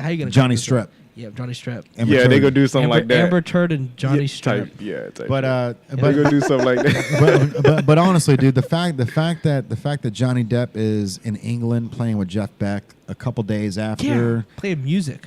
playing Stress free. stress free. So That's how you know it's an act. that's so well. That's how you know he knows he's gonna win. Well, I sure. don't Team think Johnny. that, bro. I think he knows. Like, He's in a good position? Well, no, like I think Johnny doesn't care if he wins or loses. Oh, okay. I think see what you're saying. Johnny just wanted his side of the story told, because this Sure. girl has gone on a rampage since 2016 and Damn. has taken him and drug him across the coals, right? And all this stuff. And then, like I've been in this situation with somebody who has those type of like characteristics. bro, like schizophrenic almost. Like the text messages that this dumb bitch fucking said to me, like she bit my ear off Damn. and detached my left eyeball, and then she has the audacity to 2 days after I had surgery on my ear to tell me that I look better without an ear. Oh yeah, she fucked up. That Excuse my- yeah. is a I'm psychotic mentality. I'm just bro. making sure. No, it's a psychotic mentality, and like those messages, like it just somehow it just popped up randomly, and everything just like fell in line with like, wow, bro, like this is so, and like what Amber Heard is doing to Johnny Depp, like I can definitely see a cool, calm, and collected guy going haywire because this person thinks that she can change who he is or wants to ruin what he does, like that he's been doing for fucking 30 years or whatever, like fucking 50 years, bro. He's 59. He's been working since he's like 13, bro. So like Sometimes I feel like when when you're in a situation like that and you be cool, calm, and collected, that just make them even more mad. Cause Yeah. I be feeling like they want to really like see you go crazy. But we know how to. We know how, Right. you know what I'm saying? We know how this plays. You got so your we walls can't- up. You're like, all You right, feel I'm me? gonna keep Like, doing my thing on this side of the man. fence. And You know deal. how this thing plays. And so that's, like, and you that's why can't- you said it's so easy to point her out. It's so Yeah, easy. it's It's very so obvious. easy to see Very that obvious. she is psychotic and thinks Yeah, that for her sure. shit doesn't stink and that she's the best actress on the planet, bro. And that's issue number one with people like that. Is That's what make it crazier. That's what makes it 'Cause she- crazier. Yeah, she an Because actor. Like if it's just like a everybody- random chick doing it, everybody You can can't see, miss bro. it. Dude, You my can't whole thing miss is it. when I heard that, You when I feel just me? heard the clip of her saying, "No one's gonna believe you, Johnny. They're gonna believe me because I'm the girl." Basically, shit. She said, "Go that's ahead, over for me. That's the, Go that's- ahead, Johnny. That's your That- chess move, go- bro. go- That's go ahead and tell she everybody. telling you what type of game she about Johnny to play Depp. with you. Have been abused by a woman." He's like, "Yep." That's what he said. Like in the middle, she's like, "What are you gonna do, Johnny? You gonna go around and tell everybody I, Johnny Depp, have been abused by a woman?" And he was just, "Yes." She playing. Yeah. That's what he said. She know how that shit played. Man. But he She know how it's really, played. he must have known that the recording was happening. He probably did. He was recording it. He recorded himself. So like He recorded 'cause those. she She recorded recorded stuff too, right? bro. But like They are literally the Mr. and Mrs. Smith without guns. 100%, bro. Right? Yeah. To- Good call to- on to a that. T. Good call on that. You Yeah. feel me, bro? You ever Right. see that Bro. movie? Like When that movie you- was yeah, crazy, 100%. bro. When you That movie was watch crazy. when you watch her when he was slamming those cabinets in their kitchen, and she had a camera, so you can see that she like took the camera, she opened it up, and then she put it like she stood up by a like a vodka bottle, and then once he walked over, she took the camera and she moved it over and hid it right. So when he walked away, she fucking moved it back like. And then she's like, "Well, why are you so mad, Johnny? Yeah, I don't- Why are you doing this, Johnny? I don't know why you're doing." Like, it's like, you dumb bitch. Like, Yeah, I ain't gonna lie, bro. Hey, none of us should ever. And anyone who's listening, you don't want to be in a relationship. When they get to that point, when man, you start recording each other, you know what I'm saying? yeah, when they get to that point, it's about that time, Bro, bro. Yeah. I've been in one. Step I've been back. one. It's about that time, man. I had to record what was going on just to keep myself safe. So like, I've been in that. Oh yeah, I've yeah. been there. I've I've for been sure. there. I've been there. So like, we had an episode about that actually with Pamela. But like, it's just like when you get to that, like you said, it's like at that level of toxicity that you have to really like fight or flight. You gotta get up out of there. You gotta go. You Like, gotta get up and out of there. then It's only gonna get worse. In my case, it was at my place that I was the leaseholder to. I was the one that like lived there, and I was living with the situation. Like I Yeah. knew I gotta go. You knew, yo. So you wake up every day. Yeah, stressed. As soon as you So- wake up, you're like, oh Right, boy, here right. we go. Yeah, And, bro, so that- I had to get the- What's in store I for had us to get the today? popo in. I had to get That's the not the popo way to involved, live, bro. I had bro. to get the popo involved because sometimes it gets to the point where like you can't do it alone.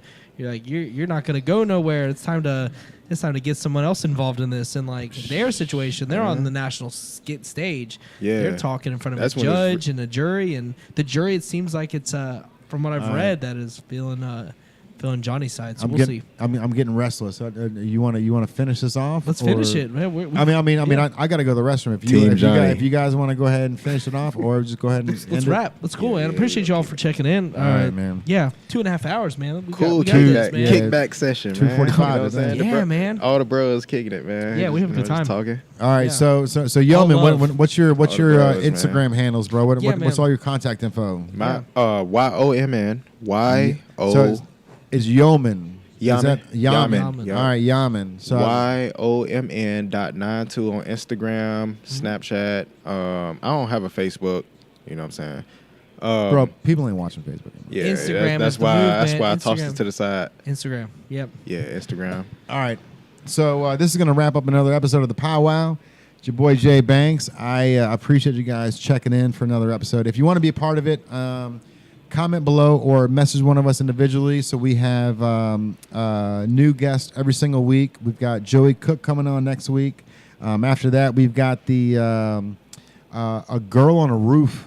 So she is she's a roofer. Oh wow. She is. So she's been out fixing roofs. So we're gonna get her on. Okay. Shout out to She out Jesse. there grinding. Yeah, bro, for sure. So Jesse All right. Blaine's sister, I think it is. Oh yeah, man. yeah, All yeah. right now. Yeah, familiar. So She okay. super dope. Okay, All right, okay, man. Well, I okay. appreciate you guys checking in. Hey, So we're gonna we're be outta doing here. this every single week. And if you want to get involved, let us know. We're gonna be doing more issues, more content, just more than just the powwow. So if you want to be a part of it, this is a collective. And if you're feeling down, if you're not feeling happy, or if you're feeling like you're heartbroken, bro, come on down and see us. This place is meant for broken hearts. This place is meant for misfits. This place is meant for people that can't drive cars and have to ride skateboards all their life. This place is meant for you, man. This is the place for the misfits, the unwelcomed, the people that feel lost. This place is for you, bro. We're here. This thing is was built for you, by us, because we were in that position, and we're trying to get out of it. We're trying to help you guys get out of it. So I love every one of you. I appreciate you guys for checking in on another episode of the Powwow. YOMN, we're gonna have you back as much as we can. We're gonna I want to start another podcast because you and AI are so good at sports, man. Like I said, if it was 1993, I'd be all in, bro. But it's 2022, and I don't know shit about Steph Curry and everything going on, bro. So. He's the greatest shooter of all time. So For sure. yeah. And speaking of that, real quick, Ain't no doubt about it. I'm still on the fence about the choice, but I'm leaning Golden State. But I would not be surprised if Boston. There you edged go. it, man. Go ahead and It would go ahead and take us out. It would I'm a really lazy- surprise me. Yeah, if man. It would really surprise me if Boston pulled it out. I want to see him do it. I Everybody know. loves the underdog. I I'm know, just but Jason like, Tatum goddamn. is showing Kobe Bryant vibes, For man. sure. So like, I Yeah. think that Yeah, for sure. Jason think- Tatum is. Jason, Yeah, dude, yeah. he's like Kobe He's a Bryant huge Kobe reincarnated, Bryant man, fan. and he plays like him too. He Yeah. got the build like him. He shoots like him. Yep. I mean, Shout out he's, to Wore the City Rocks. armband like him. Yeah, he Old, wears the like old armband. Kobe when he wore the armband Yeah. like up here. yeah, bro. He put 24 on it. yeah, man. He's the legit man. For sure. I'm a huge fan. I think that Boston. I've got this feeling Boston's gonna pull it off. I would somehow. love to see them win, but I gotta think in reality, and I honestly think I'm gonna get. My homeboy said he think it's gonna be 4-1, and we got to bet on this. Oh, he thinks he's gonna be He Golden thinks State he's- in 5. Yeah, he think Golden State go win it 4-1. I told him, I said I think Boston can at least pull 2. So we betting on that. I mean, And if I and if would it be that surprising if Boston took 4? like what like Let's say they 4-3. They win Game 7. I think Boston wins Game 7. I think If Boston wins Game 7 in the NBA Finals, something crazy gotta happen. Like Klay Thompson gets injured, Draymond Green, Stephen Curry. Yeah. He got he's always had ankle injuries. Sure.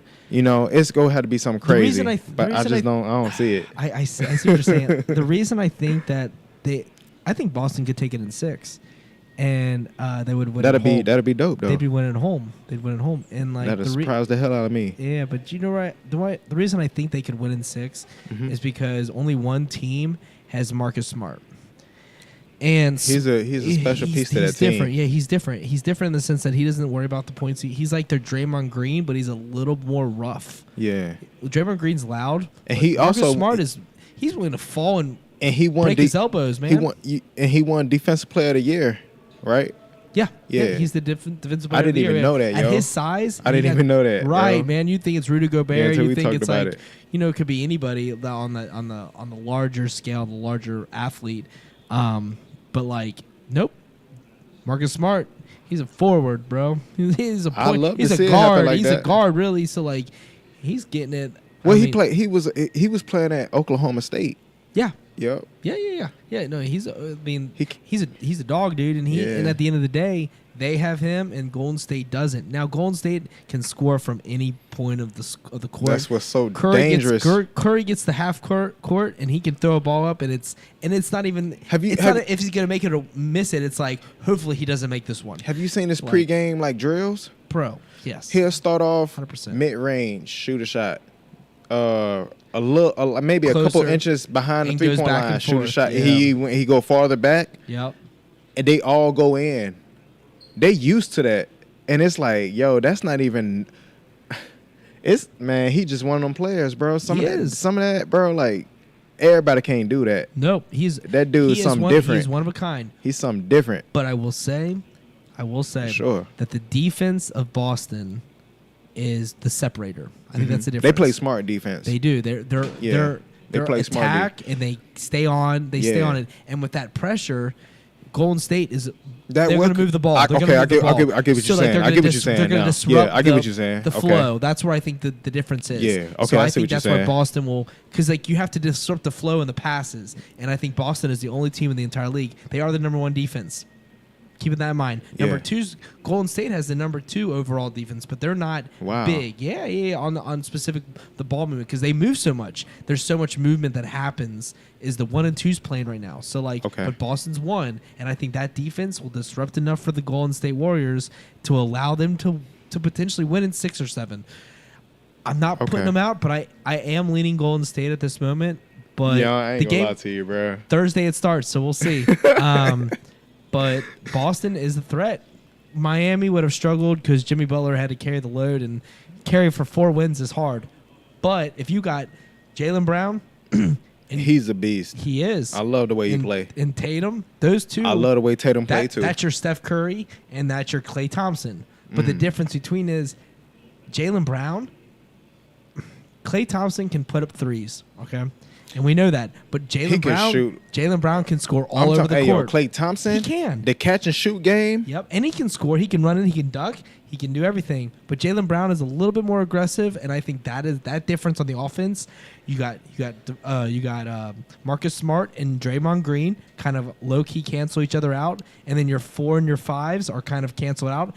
And Boston is a bigger team size wise, so that's an advantage.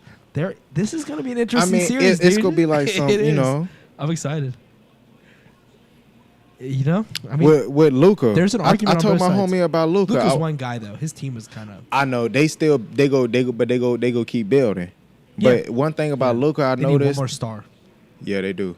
They do.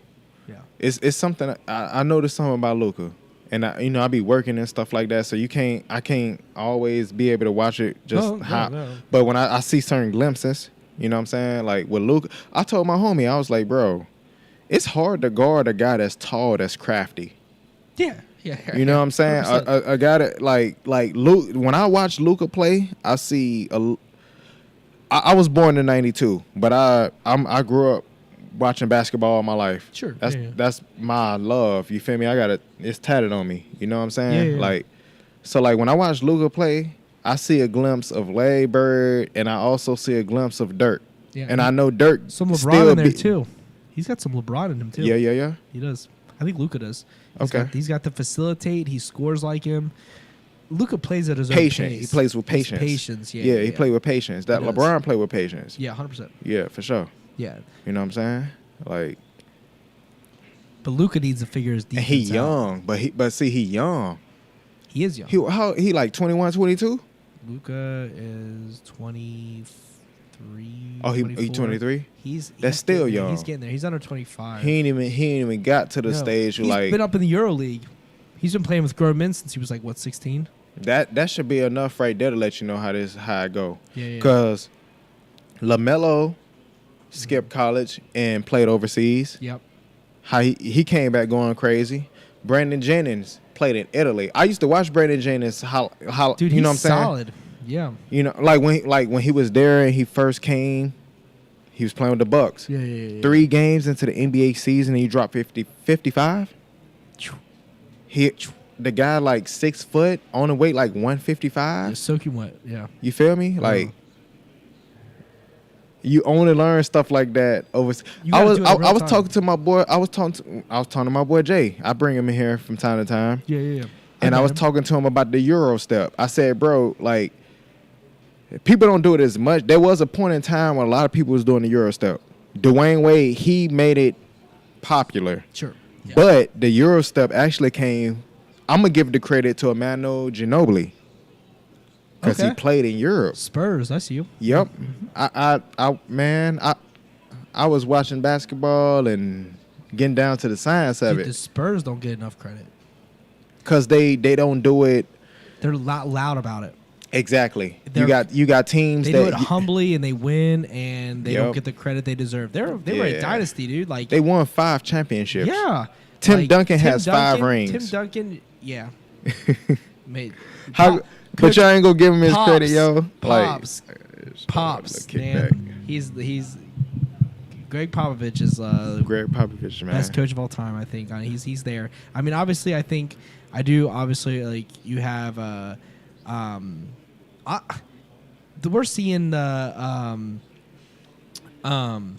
Steve Kerr is looking like one of the best coaches of all time. Steve Kerr too, know so how to win. He knows how to win. He played so- with the Bulls. He was Yeah. with he was Yep. with he Jordan, was he yeah. was with MJ, Yep.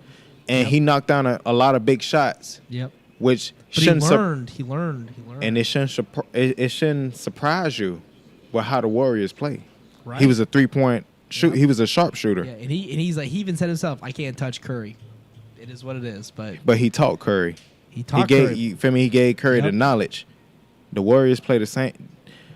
The way that the Warriors play, they channel Steve Kerr. Steve Kerr's playing, yeah, because yeah, he played with the 100%, Bulls. Yeah. You Yep. feel me? Yep. Like, and that, and then it just helped that, Steph Curry, his dad was a sharpshooter. Dude, and his So brother, that just make it even better. his brother Seth is just as good too. Like, I mean, not just Oh, as good, yeah. but like he's up there. Yeah. Seth Curry's one of Yep. the best 3-point shooters. Mhm. There's something in that gene pool. Man, you know what I mean? shit, that's how it worked. But yeah, but really, honestly, we're gonna wrap this up. It's time to go. Appreciate y'all for tuning in. We'll have the sports talk picked up next week, and you can check it out there. We'll talk some football, some basketball, and shout out my dude. YOMN, Yep. YOMN. It's on Instagram, YOMN.92. Appreciate you, bro. For sure, man. Yeah. Thank you all for tuning in. We'll see you all next week. Thank y'all for having me. Hey.